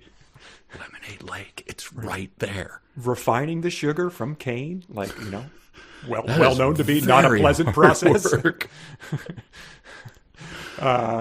That's an excellent point, and it hadn't even crossed my mind. I was just hung up on the fact that they do have lemonade, like that they make it and they've invented it. I guess they have saxophones, so nothing should be a surprise. This reminded me of I think since no names are involved here, I think I can tell at once when Bridget and I were newly married and a relative of her had a baby, and the husband was kind of like a, Poindexter, boring kind of guy. And she said to us, she goes, oh, this baby, this one is a crabby baby. Jim calls her the crabby baby. We're like, oh, is that the end of the story? Yeah, this lake tastes like lemonade. That's why we call it, yes, Lemonade Lake. Oh, my God. I thought there would be some sort of trivia team pun going on here or something, but nope, there's not. And what about round the corner from Lemonade Lake? What's going on there? You should have kept pressing the guy, being like, crabby baby, that's great. And why do you call it that? Well, because it's a little crabby. And the nickname again was, I want to go back to that. He's like trying to eat a sandwich. Like, who are you? I married Bridget. Yeah, All right. We will call the baby. I forgot what it was. Right? Potts. What was the Peter who didn't want to be called that? Who was named Chops. Damn it. And so while she has Zin off by himself, she gives him a worry stone that the ancient Book of Tales say soldiers would carry around with them because they have extraordinary magic powers. And the power of the stone is it allows you to solve any problem as long as you are pure of heart when you use it. Which, based on what we're sort of learning about Zin, seems like it might grow to be a problem for him. Well, any problem. Yeah. I immediately went to, there's a list of unsolved problems. No. One of them is it's in group theory. It's called the Burnside problem. Okay. In which positive integers m and n is the free Burnside group, b parentheses m dash n finite question mark in particular is b parentheses 2 5 finite. I just let you read that because for anyone who's not familiar with it. Well, you knew I didn't want the Burnside problem. B -1 yet. So just be pure of heart, hold on to the stone, and just go down the list of unsolved problems or conundrums in mathematics. Like the stacking spheres is apparently mathematically is a problem. You could solve that with the stone. 3-body. That's a I have that written down. The 3-body problem's another one.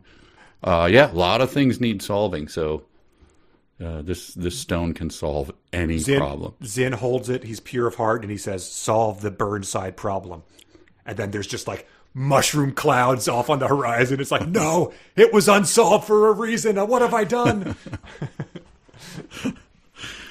Yes. So that's so she does that for Zin.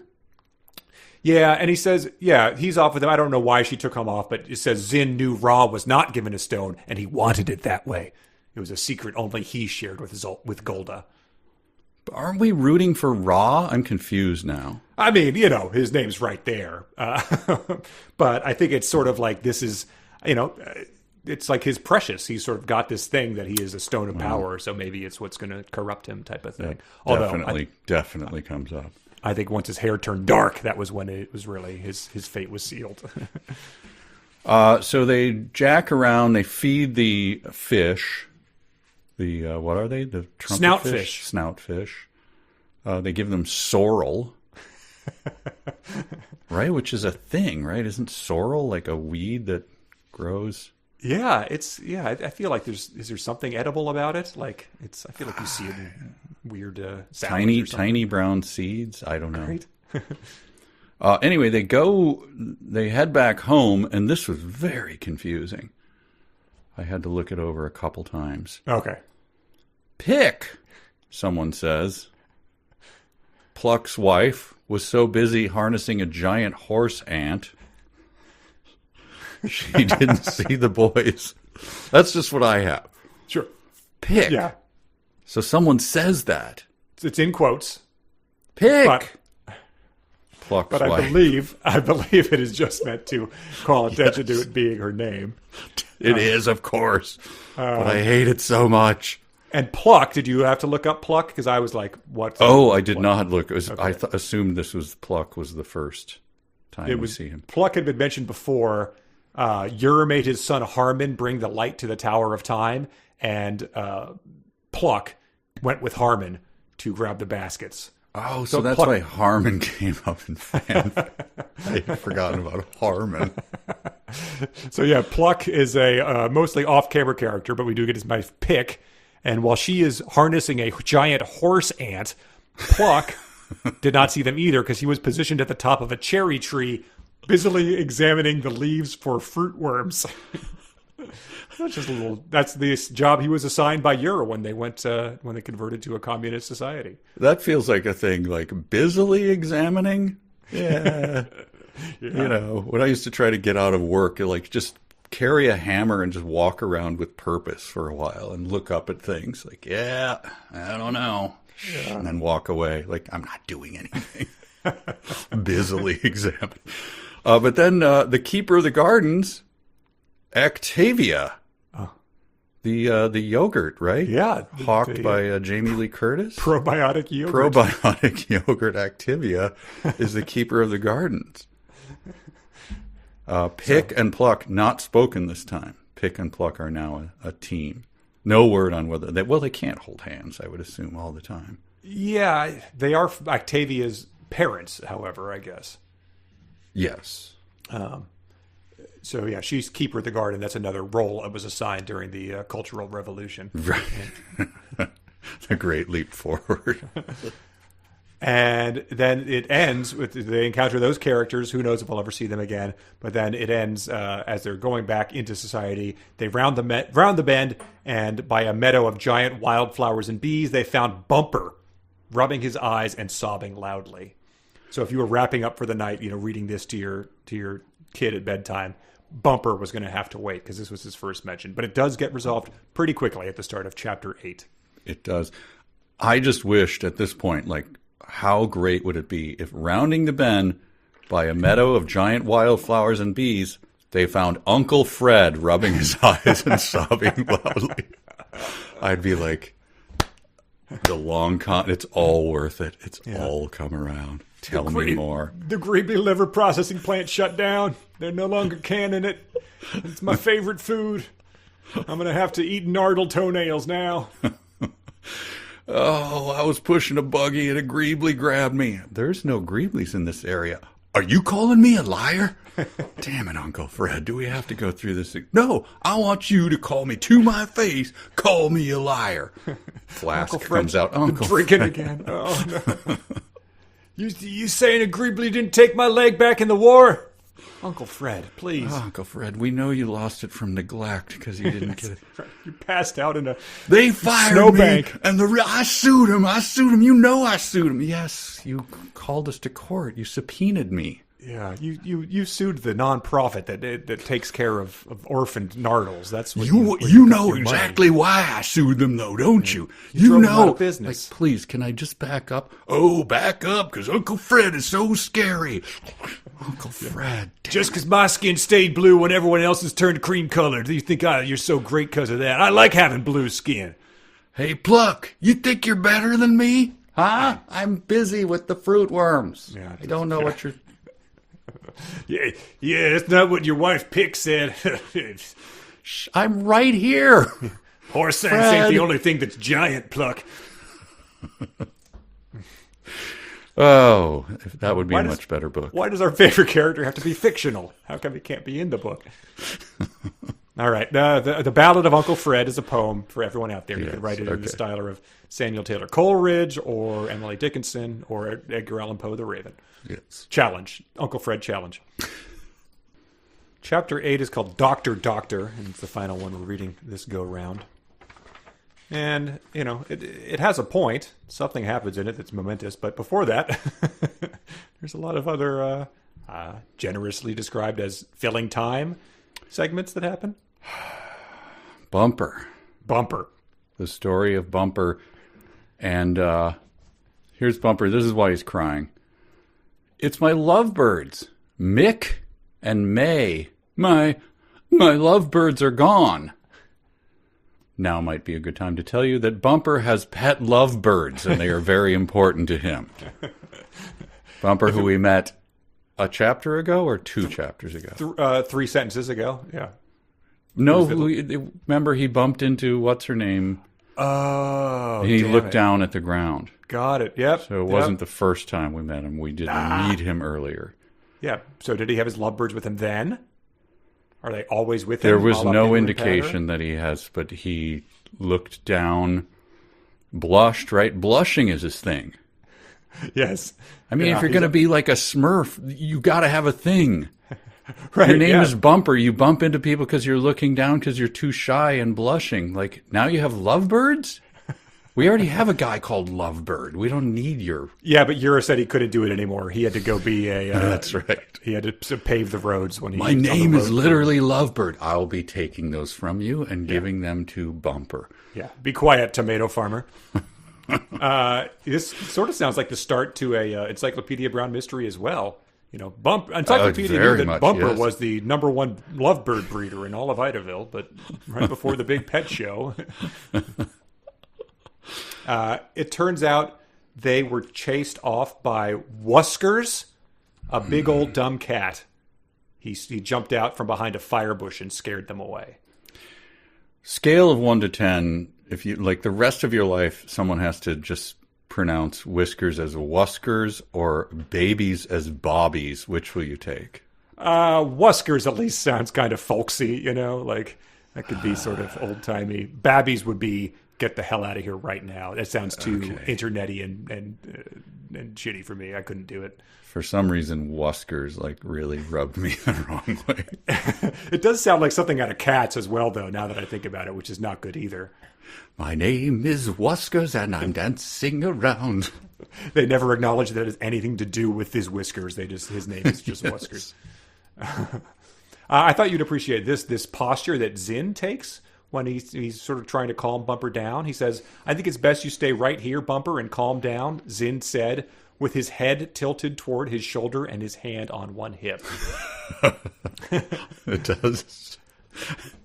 It does. It sounds like the woman from Talking Cat. Exactly. There you go. It doesn't explain why he's standing like that. It's sort of a fun, like jaunty, playful manner. But that's Zinn. That's our evil Zinn for you. This is another one. Ra set out in search of the missing lovebirds, while Zinn stayed behind to soothe the panicked Muggle. Was he? I mean, he's distraught, but is he panicking? Like paper bag, like you gotta calm down, man. No, my lovebirds. He's got a gun. Like put the gun down. Do not Did you point. get that? Like no. Well, in a book where multiple characters chew their fingernails like a typewriter, like in a cartoon, yes. like he's not doing that yet. So that's true. he's not at that level of panic. Yeah. And Ra encounters them, or he encounters Wuskers, a very plump chartreuse and white striped cat. And he's like, "Oh, you naughty cat." And it says, Wuskers has chased the lovebirds up a tree. And as Ra looks up there and realizes that's where they are, Ra struggled not to laugh when he scolded the free-spirited animal. "Don't you ever do that again to Bumper, or I will.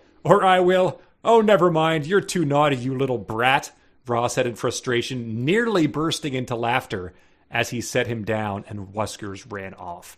So the cat is not as hilarious as what caused him to break into coughs and choking? Being called Pipper or Piper. Or Oh, yes, him saying Pitter, the baby. Pitter. So it's not that, it nearly rises to that level of just seeing a cat, but it's not.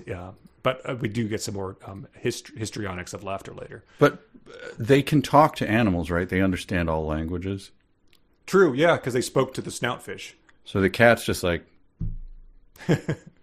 was like, come on, Wuskers. I would have been like, by the front of his, fur, like, now listen to me, Wuskers.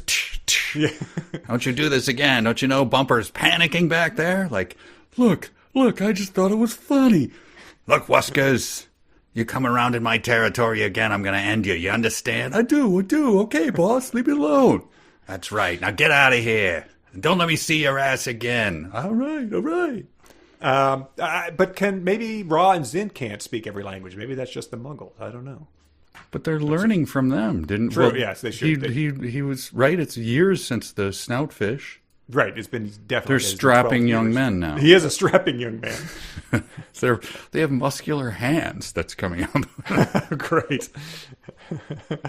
So yeah, then he speaks to the birds. He says, "Come to Ra." So he's like the Beastmaster. You're right. He should have dressed down Wuskers more instead of just laughing at him and saying, "Knock it off, you fat cat. Get out of here, you mug." And he brings back the birds to Bumper, whose big brown eyes gleamed and a wide grin spread across his small, innocent, blushing face. So this was a tense thing. Like, wow. Bumpers is like, he's panicked. He's distraught. His eyes are streaming tears filled with the mud that he smears on his own face. Wow, what a tense moment. And then the Muggles were busy playing croquet when Bumper arrived back in the North Village with the lovebirds on his shoulder. Oh, all right. Well, that's done, I guess. Yeah, come on. You should have given us a Greebly, spitting out a mouthful of feathers like a cartoon cat does. That would have been nice. Did Greeblies not drag around Wuskers the cat? Are they only after the taste of Muggle flesh? Maybe Wuskers is smart enough to go 3.5 miles an hour, so he outruns them. I don't know. And then we get a croquet scene, which, speaking of a talking cat, it might have been Santa's Summer House. There's one of those movies had a 8-minute croquet scene of just the characters playing croquet. I think it was Santa's Summer House, but it could have been a talking cat. Yes, that's right. But yeah, maybe David Dakota co-authored this book. But you get Bluster. Yeah. Remember Bluster? I don't. Was he 12? Let me bring you up to... Thank you. I have a biography of Bluster if you'd like to hear it. Thank you. A very insecure and boastful teenager, he felt a lot of resentment because his mother died when he was only 7 and his father died 6 months later from a broken heart. All right. Okay. I do remember Bluster. I guess he's, whatever. If they're like, why is this kid such a bad egg? Ooh. Yeah, okay. We can allot him a little leeway here. So when they named him, so the naming ceremony happens later, right? Were the parents already dead? Like, I feel like you're pretty boastful and resentful over your parents' death. I'm going to call you Bluster. Yeah.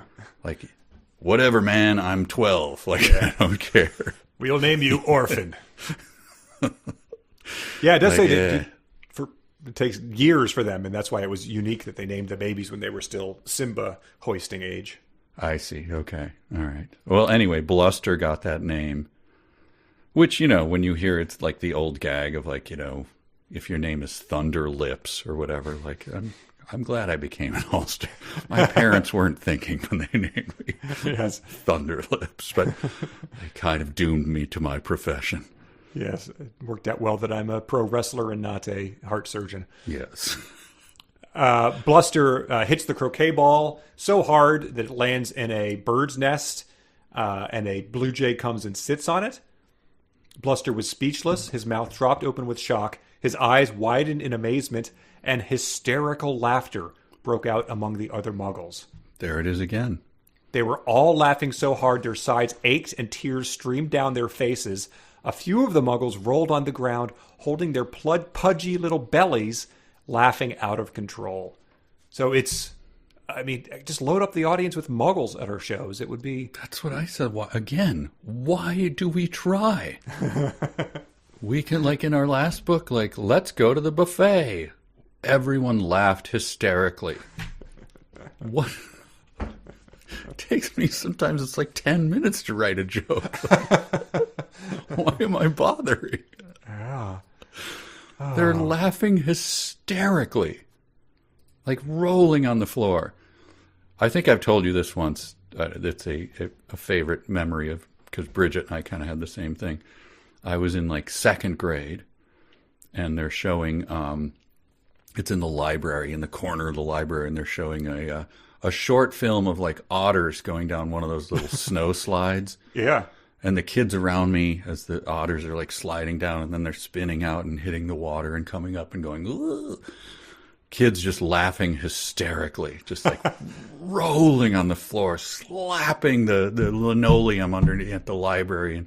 And I'm just sitting there going like, what's the gag? What's the joke? Good Lord. Why is this so funny? Kids just like absolutely going berserk with laughter. And even as a second grader, I'm like, I don't know, man. Joke's lost on me. You go back the next day, library closed for gas leak, you know. Seems like the otters could do better. I don't hear any of the, double entendres. There's nothing funny in my... Anyway, that's what this reminded me of. Why are So is there laughing? someone's childhood where that same thing happened while the library showed the moose baby? Like, I would love to see that. Uncle Fred showed a moose baby. Yeah. Uncle Fred's going to go in the back for a minute. Like, why do we have to call you Uncle? This is our equivalent of a stag film. You're old enough now.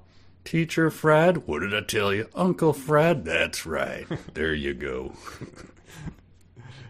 And then they, Ra and Zin join him, and they sort of like give each other the business. He's like, what? Like, you don't think I can do this? And, and then Ra, I think, like, does like the best game of croquet that's ever been seen. He hits a hole-in-one or something like that. Yeah, and Zin's standing over him. He's doing the, like, miss, blah, blah. There's a turd in the lane, blah, blah, miss.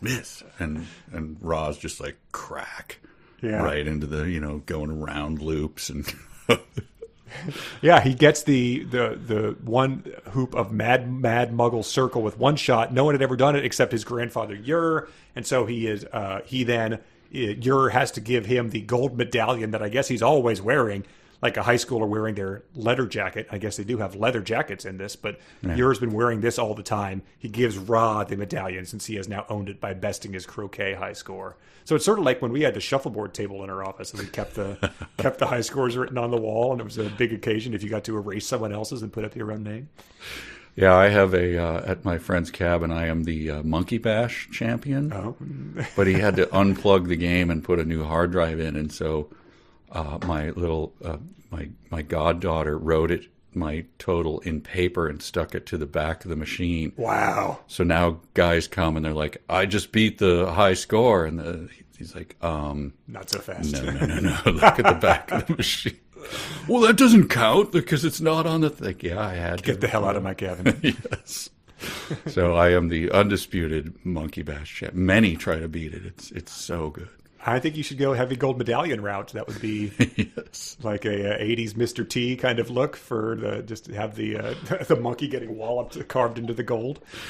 So Ur is wearing this thing around, and like you have this heavy metal, and like you're going down, you're digging your cane into the porch, and like this metal's kind of swinging up. Like careful with your metal, it's going to hit you in the ear horn there. Careful there, buddy. What? Yeah. Why do you wear that? Is it an ancient thing? Like. Nah, it's like a croquet award. Yeah. No, is it a like Nobel Peace Prize or something? Nah, I did. Had a really good run on the croquet course. Yes. Don't even really understand the rules. Actually, it's a. Is it solid metal? No, I think it's like pot metal. I don't know. I think you can buy them down at Chuck E. Cheese. I have no idea. So he gives it to Ra. Zin is like, sitting there silently fuming, even though he has his own worry stone, which he was like keeping secret from Ra. And then he reads him a book from the ancient tales about how pirates had robbed a cargo ship headed for the English colonies. So Muggle lore does acknowledge the British Empire. Who knows when this took place? But then the pirates' like booty washed up on shore these treasure chests of gold, cages of gold that they kept their pirates' booty in. And so Ra and Zin are intrigued by this because they've gotten their taste of gold from this medallion, and they set out to find more, like hidden in caves along the seashore. But he tells it to him as though it's a story, right, from the... and so it came to pass. Right. And then he's like, a pirate ship came and they left their birds and their gold. Oh, right. They left behind ferrets, lovebird, and parrots. Is that the story? What else do you want? And then did one of the guys like leave behind his thing and then he came back and then he became a pirate and he got revenge on every... Not that I know of, no. Was there a young boy who was sort of conscripted into this as a deckhand and he became the pirate's friend? And Not, I'm looking here in the book. No, it is just they came and they left some birds and gold. Well, was that boy older or younger than Bluster and Bumpo? Was that... I'm looking. Is there a footnote? There's no footnote. We don't know how old he is. There are ferrets, however. That is what I can tell you, son. Okay, so they get the gold fever, the two boys. Strapping boys. They're both strapping young men. Yes. Where does it say they're strong hands? Is that coming up? Yeah, that's coming up. Okay. They go and find a cave and climb up some monkey vines to get to it and find torches that they light. Here it is. Yeah, I've got them up. It's right now.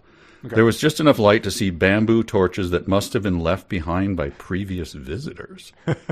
Zin reached into the spider-infested webs and wrapped both of his muscular hands around the torches, removing the torches from the dirt floor. So like a stack of torches. I honestly have never noticed. I mean, if someone's super, like The Rock, if he walked up to me in like in an airport and I was like, hang on, let me look at those hands. He'd be like, what? I'm The Rock. I'm picturing, the picture of Andre the Giant holding a beer can and it's just completely, wrapped around it. So I guess that's what I'm going to... Wow, they are not gnarled at all. Yeah. Exactly. Let me pick up these torches, milady. Ooh. But it's like, the rest of his, arms are just a 12-year-old boy who's, never looked. So he's got disproportionately big hands and his arms are tiny. And let me pick up these torches. They explore, they brush past the webs and they've lit these things and they hear like music off faintly in the air inside this cave. I don't remember if they're like marking their way back out like Tom Sawyer or anything like that, but... They talk about an opening, and at first I thought it was like, okay, they removed the vines, and I assumed it was like a little scooped-out cave. But all of a sudden they're like, no, they're walking through it like it's ducts in a Die Hard movie or something. They're just like completely open caves that they just walk a big corridor in.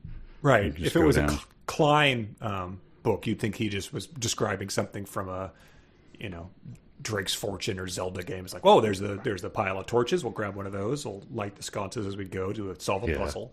But was the third Indiana Jones, was that a classic 80s or did that get into the 90s? Yeah, I think it was 89. Yeah, okay. Classic. Raiders of the Lost Ark, 78, classic 80s. And then they're still kind of taunting each other. Like Zin is like, well, some of us have it and some of us don't. And Zin is a little more bolder in exploring these hidden things, and Ra's more cautious.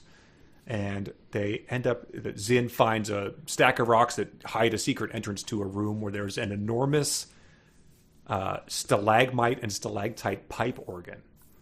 Have you ever heard of those? It's a real thing. There's a place called Luray Caverns by us that has like that. makes music, yeah. That makes sense. But the stack of rocks, he says, it's just fine. Don't spoil the fun like you always do, Zin said, as he threw a rock off the top of the pile, barely missing Ra's head. So in case you were wondering, like, is this an aggressive brother on brother thing. Like, he's openly trying to kill him here with a giant rock. Yeah. And Ra sort of just shakes it off. He's not really like... Ra, his feelings are kind of hurt, I think, by the whole attempted murder with the rock thing. That's the main takeaway. And then they find a little, like a case, a little trunk or something? Yeah, it was hidden... I think it's what the pirates described as, like a gold box. Okay. Sorry, it's a dirty old wooden chest. Okay. And Zin keeps saying, "This is my treasure hunt. This is my treasure." So he's already, I guess it was his idea to go there, and then they're just having that sort of... Disputes over treasure usually end well in pirate books as well. It seems pretty hobbity right here, doesn't it? It's mine because I found it first, Zin told his brother, in no uncertain terms. Thank you for adding that. I was confused about the terms, but you cleared that up for me. Thank you. That's one of those ones that you probably never need to use as an author. It's like when a sports announcer is like, there is no love lost between these two teams. It's like, yeah, you think that they want to beat each other? Is that what you think is happening out here today in the Super Bowl? Ra walked away from his brother very disappointed. He felt like he was losing the closeness he and Zin had always shared. But not anymore since they're now 12. 16? 25? 32? Strapping men? Strapping. At least they're strapping. How old? What are you pegging them as? Well, I think that they're still 12. But they're strapping. They said they grew to be strapping young men. Maybe are you strapping at 12? Nah, I don't think so. You're playing. You're like the kids in the Sandlot are 12. Like, yeah, I didn't picture myself as having muscular hands and being strapping at 12. But I think the timeline is they were described as 12 when Granny read them the poem about the tree with the mouse called Klaus. Then they found Bumper crying about his lovebirds. They rescued them, went and played croquet, won the medal, and then Grandpa read them the story from the Ancient Book of Tales that evening about the thing. And I think the next day they went out to do this adventure. Oh, and that's in between years and months jumping forward with no indication of that until later. So confusion is 100% understandable. Wait, but where does it describe them as strapping? It does describe them as when he's going to rescue the lovebirds. It described him as a strapping man. Yeah. The tall evergreens. But they say they're 12? They peg them as 12? I think when they were reading the books. I'm calling bullshit on this. No one at 12 has muscular hands wrapping around torches.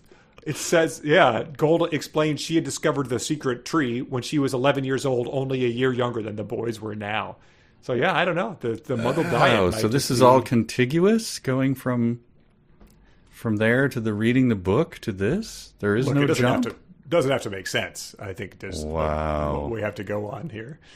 Okay. So, well, I get, look, this is a different world. This is Aura. Maybe That's people true. do grow up differently. Radiation is That's true. Both the it book is led soaked with, in radiation, yeah. I mean, if you can get bit by a spider and become Spider-Man, I guess this is fine. Okay. So they're 12-year-old strapping young men. Okay, got it. So he's losing the closeness with his brother that they had always shared, which is a great way to indicate that as your character development. And then he starts climbing around the pipe organ. Next thing Zin knows, he's like, sees Ra's legs sticking out, and he runs up and he's like, he passes out behind this pipe organ, and he's like, wake up, say something, put his glasses on. He can't see without his glasses. And he runs out of the cave, leaving Ra there to fetch. He ran to the doctor. But I just want to point out, did you mention, you're mentioning the movie, right? Macaulay Culkin. My Girl, yes. My Girl? That was also on Jeopardy. Really? Yes. Oh, and everyone was like, and what is the quote she says as she climbs up the casket or whatever, right? Is there a funeral? Yeah. Spoiler alert. And someone said it exactly as you just said. I was like, I know that. I know that one pop culture thing because of Conor. Oh, I've got to try out for this show. You should. We've got to do that movie. It would be so good if we could make it a stretch goal or something. It traumatized a generation. I was in a hotel room hearing my sister weep about it as young kids. And I bet if you look it up in that movie, Macaulay Culkin's character, probably a strapping lad of about 11 or 12. About 11, yeah. That and the horse drowning in the Never-Ending Story, right? Didn't that traumatize a generation? Yeah, absolutely. Okay. All right. Yeah, so, I mean, that horse was getting dragged down by Greeblies, I think, is what happened to him. As fast as Zin ran, this is he's going to go back to the doctor. Yeah. He wasn't fast enough to keep Greeblies from latching onto him along the way. So what's the speed differential here? What is the top speed of a Greebly? What's the top speed of a Muggle? And what is his He's priorities? unencumbered by a hand or a buggy. baby stroller buggy. Yeah, and it's a life and death matter, not just a baby said a word. Yeah, I feel like he's really dogging it here. If the Greeblies are just like dragging him back, like, look, my brother's dying. He's having some sort of heart failure. Stop dragging me down. And the Greeblies are like, what are you going to do? Run a little faster then, dipshit. Sir, if we could just have a moment to talk to you about, take this book and we can chant Hare Krishna. Would that be? Do you have a moment for that, sir? Sir. It says, though, not even Greeblies would stop him. He just kept kicking and shaking them off as he ran. So all these other Muggles who have been getting dragged off by Greeblies never tried that. They just succumbed to their fate as the Greeblies are dragging them. I guess he's more strapping than your average Muggle. He is. His hands are so muscular. And then 12-year-old. I'm going to burn it now, but the very next sentence is, I believe, a Hall of Fame 372 dumb sentence. I wish we had been keeping this as we go, but this is my nomination for this book. He thought for just a few seconds about Bruiser, his pet Nardle, he had decided not to take with him this morning, as he kicked a huge Greebly straight up and into the air like a football. The very same thing. Broozer is his dog Bruiser, lest you think it was a rough and tumble dog named Bruiser. He thought about it for a few seconds. First mention of Bruiser, of course, and he thoughts about that for a few seconds as he kicks the Greebly straight up and into the air. His brother is, obviously he's dying of some sort of toxic shock or something back there. He's like kicking Greeblies and going, wonder how Boozer's doing. Huh. I should probably get back on task here. Oh. And then he reaches Dr. Dibbs. Yes, so there is a doctor. He's probably the one who treated the swollen gums of the children. And he asks Dr. Dibbs, Zin is biting his nails in terror, can we take Medamut with us? Referring to the doctor's Nardle. So they are going to bring his dog, presumably to ward off the Greeblies who are going to be attacking them. And the doctor says, sure. And then, did you get this straight? I thought they were going to say, let's take the dog so we can do it. But then Zin lets Dr. Dibbs ride on his back as they run off to the cave. Oh, I missed that. I have this. Zin took off running as fast as he could back to the cave. The Nardle ran right behind him. Dr. Dibbs was nearly choking him to death as he held on to Zin's neck and bounced up and down with every one of his strides. So I think he's giving him a piggyback ride as he's choking his Nardle to death. Or nearly. I'm sorry, he's nearly choking. So he's dragging the Nardle. Yeah, that is one that's a completely... the point of the subject of the sentence in the sentence diagramming is completely lost.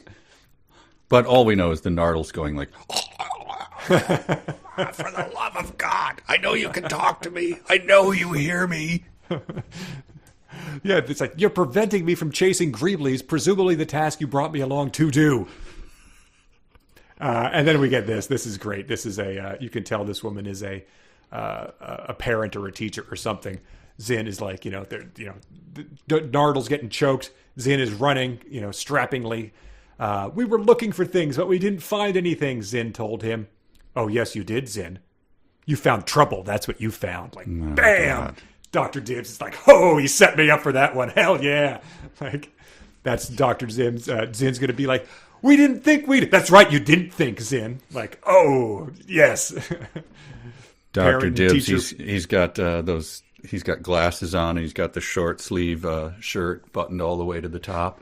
Yeah, all right, let's go back. What were you doing in here? Why don't you start to tell me? We were looking for things. Yeah, you found trouble, didn't you? Like, oh, Dr. Dibbs, please, now's not the time. I mean, strapping as you are, I still got to give you the business. Dr. Dibbs is like, where's a chair so I can turn it around and straddle it as I lecture you about this? Really rap with you guys. Let's get real, guys. I have no training as a doctor. I was a substitute teacher before they reorganized society. So that's why I've got all these zingers and I was a junior high substitute teacher. That's why. Yeah. So if there's any grab ass, I do not want to see it in here because I could snap a towel like a son of a bitch. So he goes up to the cave where he finds him, and immediately, so he is good at what he does. I guess he's learned quickly since being a substitute junior high teacher. Yeah. He says, it's actually Bordonian moss, all caps. I mean, camel caps. I know it by its character, Bordonian moss. Yes, I know it by its lime green and purple-tipped curly flowers, Dr. Dibbs replied. So that was just a question like, does moss flower?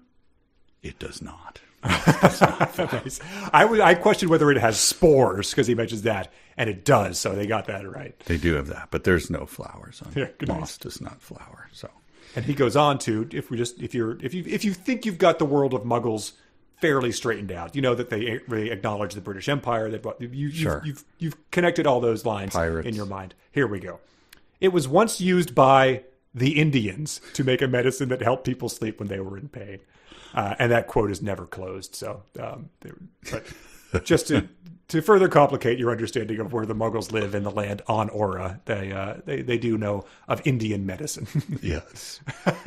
And then he says, so he describes the moss. It seems the moss would decide who would sleep and who wouldn't. The moss has agency? Does it confer with the other moss and call a meeting? Like, hey, guys, what do you think? Yeah. Should we make this clown sleep or not? There's not a lot to do as moss. Why don't we just make everyone sleep? It seems to be the only thing we can do. You want to push out a flower? I don't think we can. Let's try it anyway. Yeah. What the hell? There goes a rolling stone. I know you say that's impossible, but we never try it. Like, can we just try it once? No? All right, fine. We're never going to know.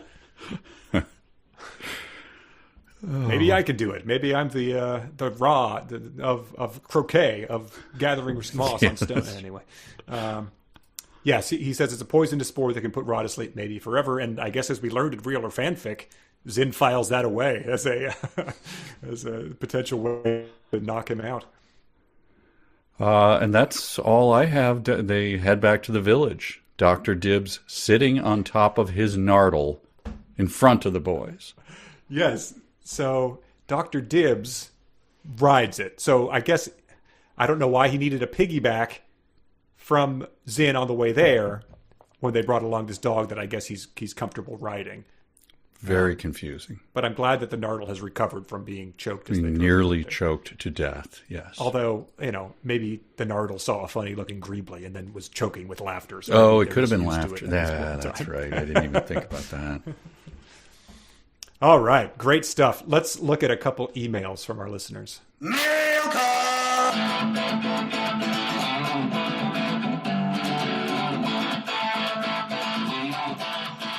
All right, these are emails from our beloved jackals over at patreon.com/372pages. They send us their rantings and ravings and occasionally things they find in their neighbors' yards. This one is from Piper. He said, "This is in my neighbor's yard."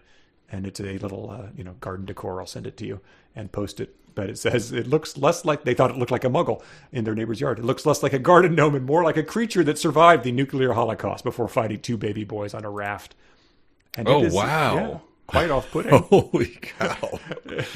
That is a big top lip there. It's quite an embouchure. Whew. Full hips, though, as Granny, and a round belly. Yeah, I round think. belly. Looks like he was just trying to get some peace reading a poem for 4-year-olds. And Yeah, put on a pinafore. Jeez. So, yeah, if you spotted any muggles out in the wild, please send them our way. This one is even better. This is from Amy. She said, "Here is my interpretation of a nardle hunting greeblies in the sticky, icky swamp." Okay. And she did, it appears to be like a painting. I don't know if it's digital or real, but she says, "One greebly is hiding under a boulder and the others are demonstrating their defensive jumping abilities. I thought the gray fur dipped in black," remember that's how they were described. Yes, that's right, dude. Sounded like an attempt at describing a gouty fur. I guess that's a... So she thought about painting a greebly snatching a muggle, but the muggle's description is too off-putting. Still, I would love to see it if that's possible. Yeah, the nardle, it's just fully a golden retriever. I think. Yes. That's good. It's very impressive. If it is up for sale, please let us know, Amy, because we would love to display that somewhere. Eric says that the description of the Muggles put me in mind of the hideous subterranean non-humans from Conan the Barbarian creator Robert E. Howard's horror story Worms of the Earth. The titular worms were an offshoot of humanity that was driven underground, and generations later are hideous, malformed monsters, as seen below. And he put it in some of the art by artist Les Edwards. And so that would tie everything in sort of with Grigner and the Eye of Argon, because that was a big Conan ripoff. Yeah. Worms, what was the book? Worms of the Earth. No, but what was the book with, was it a worm? Oh, the Lair of the White Worm. Lair of the White Worm. Oh, it's all connected here. Yeah, here we go. Okay, so yeah, this looks like a pack of golems. Yeah. Or E.T. if he was really... Yes. E.T. is a predator. Yes. Oh, man. E.T. combined with the aliens. And then this is from Jacob. And we talked about earlier, I'll mention it later, but he says, "Speaking of naming ceremonies, as we discussed earlier, my wife and I are expecting our first child this April. We know we're having a girl and already have a name picked out. If we were having a boy, Ra and Zin would be contenders. Every name should have a meaning or story behind it. This story would involve a podcast, Muggles, dubious copyright claims, and jackals. What a story, Mark. However, I suppose I better finish the book to make sure one of them doesn't turn out to be a villain. It makes me sad for all the Game of Thrones fans who named their daughters Daenerys before the series was completed. Maybe naming your children after pop culture phenomena isn't such a good idea after all." And remember, we had a guy who wrote in saying he wanted to get a tattoo of like the evil bird kite or something, and I think you discouraged him from doing it. Yes. But come on, Jacob, name your kid after something from Ra and the Legend of Ra and the Muggles. Come on. I mean, do it. Just roll the dice and go Zin. I mean, it's probably going to work out. Yeah, we gave a whole lot of other names when we discussed the naming ceremony. Riot, Ryatt. You can do Oak. I mean, Oak? That's a strong name for boy or girl. I have the names of the, let me see, the football players. Give me 1 second. Vamp. Here it is. Okay, I've got it. General Booty, Kool-Aid McKinstry, Parker Titsworth, Fish McWilliams, Major Burns, Tiger Shanks, Rowdy Beers. Oh, nice. Quentin Pigcage, DeColdest Crawford, and the twins Fat Watts and Deuce Watts. I thought you were doing the Key and Peele sketch. I forgot that this was the these are real college football players. And then so Bobson Dugnut, yes. Sleeve McDykel. So I told my son, like, you were remiss in not sending these to me because we like to exchange those names. So he sent a list, and Fish McWilliams made it. But then Wilson Beaverstock, Tater Reed, and Clay Smelly made his list. Wow, nice. So anyway, just giving you some choices there. So Tater Reeves. Clay Smelly. Yeah, so Jacob, maybe that's upended your plans here. Let's hope so. Yeah. One more from Jenny. She says that Ra and the Muggles is ridiculous in the best way, but I wanted to point out that Nardles sounds an awful lot like Luna Lovegood's Nargles from Harry Potter. The Nargle was a magical creature that Lunar Lovegood and her father, I assume, Xenophilius, believed existed, though many others believed them to be non-existent or extinct. And it is unknown as to whether she discovered their existence or not in her years of globetrotting. So they're like a cryptid of the Harry Potter universe. But, that's another notch on the wall of yarn for our author here. I don't recognize Luna Lovegood, I'm afraid. She was like the blonde, spacey one. I think. Oh, okay. All right. Books. She kind of had a crush on him or something? Yeah, she was just sort of like, I don't know about that, Harry. Oh, okay. All right. Okay. All right, well, let's wrap it up with the dumb sentences of the week. Dumb, dumb, dumb, dumb. Dumb sentence of the week. All right, here are the dumb sentences. First one is from Nathan. We've got thirsty birds, and now what? We've got blind deer? Still laughing about that one, folks? I hope so. Jackson and Jeff both submitted and both referenced, if they have respect for themselves and others, they will have honor, and that honor will never, ever deceive them. Harrison submitted, Fife, the village Muggle musician, plays his saxophone, Raw explained. And Harrison said, I love telling others what species or race someone is. I love the songs by Paul McCartney, the human musician. Alejandro submitted, just as Bluster started to explain how powerful his swing was, a blue jay flew over the nest, saw what she thought was an egg, and sat on top of the ball. And Alejandro said, I'm getting some Ellisian cat and mouse antic vibes here. Oh, boy. The mouse with his frying pan. Justin submitted his nomination for the books, said the robot pimp disdainfully, which is something you can append to any sentence in all of literature. It's the last one of the section, actually. Sitting on top of his nardle in front of the boys. So just like any great literary quote, you could say that's how the character delivered it. Let me just see what comes up first here.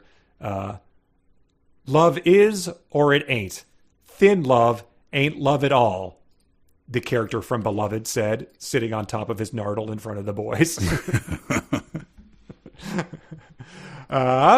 Valentari said his brow was furrowed, his eyes widened with bewilderment as he made his confusion known to Pitter and answered the question he thought she was asking him. We never had hair. So if you weren't still laughing about the Aloe sketch, that you probably were still laughing from the Pitter and Patter, not remembering they never had hair.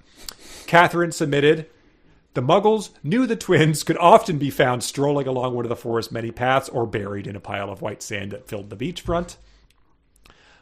Chap submitted, while Golda was in the house getting his primitive hearing aid, Ur was standing on the front porch yelling orders to the Muggles, who have now become very quiet and confused. And Chap pointed out that it has two different verb tenses, a panic comma, and again, a yelling worthy of an Ellis. This is maybe the most references we've had to previous books in an episode. Wow. Loki submitted the baby's knuckles were turning blue as they held on tightly to the sides of the two-seater baby mobile. Jacob submitted it was once used by the Indians to make a medicine that helped people sleep when they were in pain. Hayden submitted, you're too naughty, you little brat, Ra said in frustration, nearly bursting into laughter, as he set him down and Wuskers ran off. And he said, and as Stouffer's sentences ran on. Oh, we got the outright choking. This is from Mike. Patter's laughs turned into outright choking and coughing, forcing him to his knees in laughter. And Mike said, if he's laughing and then choking and coughing, I think it's probably the choking and or coughing that is forcing him to his knees and not the laughter. Cameron submitted, now you know when they call it Lemonade Lake. Mark submitted, Ra and Zim bent over the pond's edge and giggled as they watched the odd-looking creatures swim about, occasionally popping their snouts out of the water to investigate the boys' reflection. And Mark said, reflections are, by definition, not visible from underwater. Emily submitted, this is from later in the book, there's an appendix at the end of the book that's sort of like the character guide in like a Game of Thrones book or a Russian novel. Oh, I have to look it up then. Yeah. Then this is the description of Muggles. They became genetically mutated humans, hybrid humans, resembled children when fully grown, large hairless heads, tiny ears, large oval eyes, eyelids with no eyelashes, blue, violet, brown, and green, lump cheeks, narrow shoulders. and she was just very confused about what lump cheeks meant. They need to have that buccal fat operation. Oh yeah, the old Tom Brady. Tom Brady. That was a good natural look for a Muggle or a football announcer. Harris submitted. He thought for a few seconds about. I read that one. That's my Hall of Fame sentence. But let's read it one more time. He thought for just a few seconds about Bruiser, his pet Nardle. He decided not to take with him this morning as he kicks a huge Greebly straight up and into the air like a football. Rick and Andrew submitted. We didn't touch on this one. The tree-tall ferns surrounding the ceremonial site rustled like the wind was blowing through them as 1001 white doves erupted from amidst the greenery, and the ancient ceremony of names concluded. And they both were very curious about who was either the dove breeder or the dove counter. But I guess we determined that was probably a surgeon that got assigned that new job. Conscripted. And Janelle I have submitted, 3 PhDs in my country. Well, count those doves. You're the dove guy. Yeah. Janelle submitted, his brow was furrowed, his eyes widened with bewilderment as he made his confusion known to Pitter and answered I think we already covered this one. Answered the question she thought was asking him, we never had hair. So I'm glad people found the bits as amusing as we did. We covered my Hall of Fame one. Is there anything we didn't talk about that you had flagged? Well, no, I brought it up. The one that says, someone says, pick. Fluff's wife was so busy harnessing a giant horse ant, she didn't see the boys as they passed by her. That's pretty great. What? That's not a misprint, right? Giant horse ant? Yeah, I think they're supposed to be real? They've used them as beasts of burden or something. Because there was a picture. The size thing has gotten crazy, though. Yeah, the Muggles are 3 feet tall. But, the ants? The ants that they're... I guess if you rain down enough radioactivity. Riding a horse ant? Can you see that? Okay. God, they're hideous. Oh, that was gross. All right, so there we go. Hideous creatures and revolting ants. We get to finish that book next time, and there's a lot of ground to cover, because I guess Zin turns quite evil. Giant gnarled hands coming at you. And I'm looking at the character count at the end, like you said. I went to the end of it. It's so long. Anyway, so it's just the world she created. So yeah, if you have any poetry or paintings that you can share with us, please do. Drawings of Uncle Fred are welcome. I'm assuming he's shirtless, but I don't want to give you any ideas. A big, just round sort of hole in the middle of his shirt, like that guy in Galaxy Invader, the movie we did. Anyway, thanks everyone.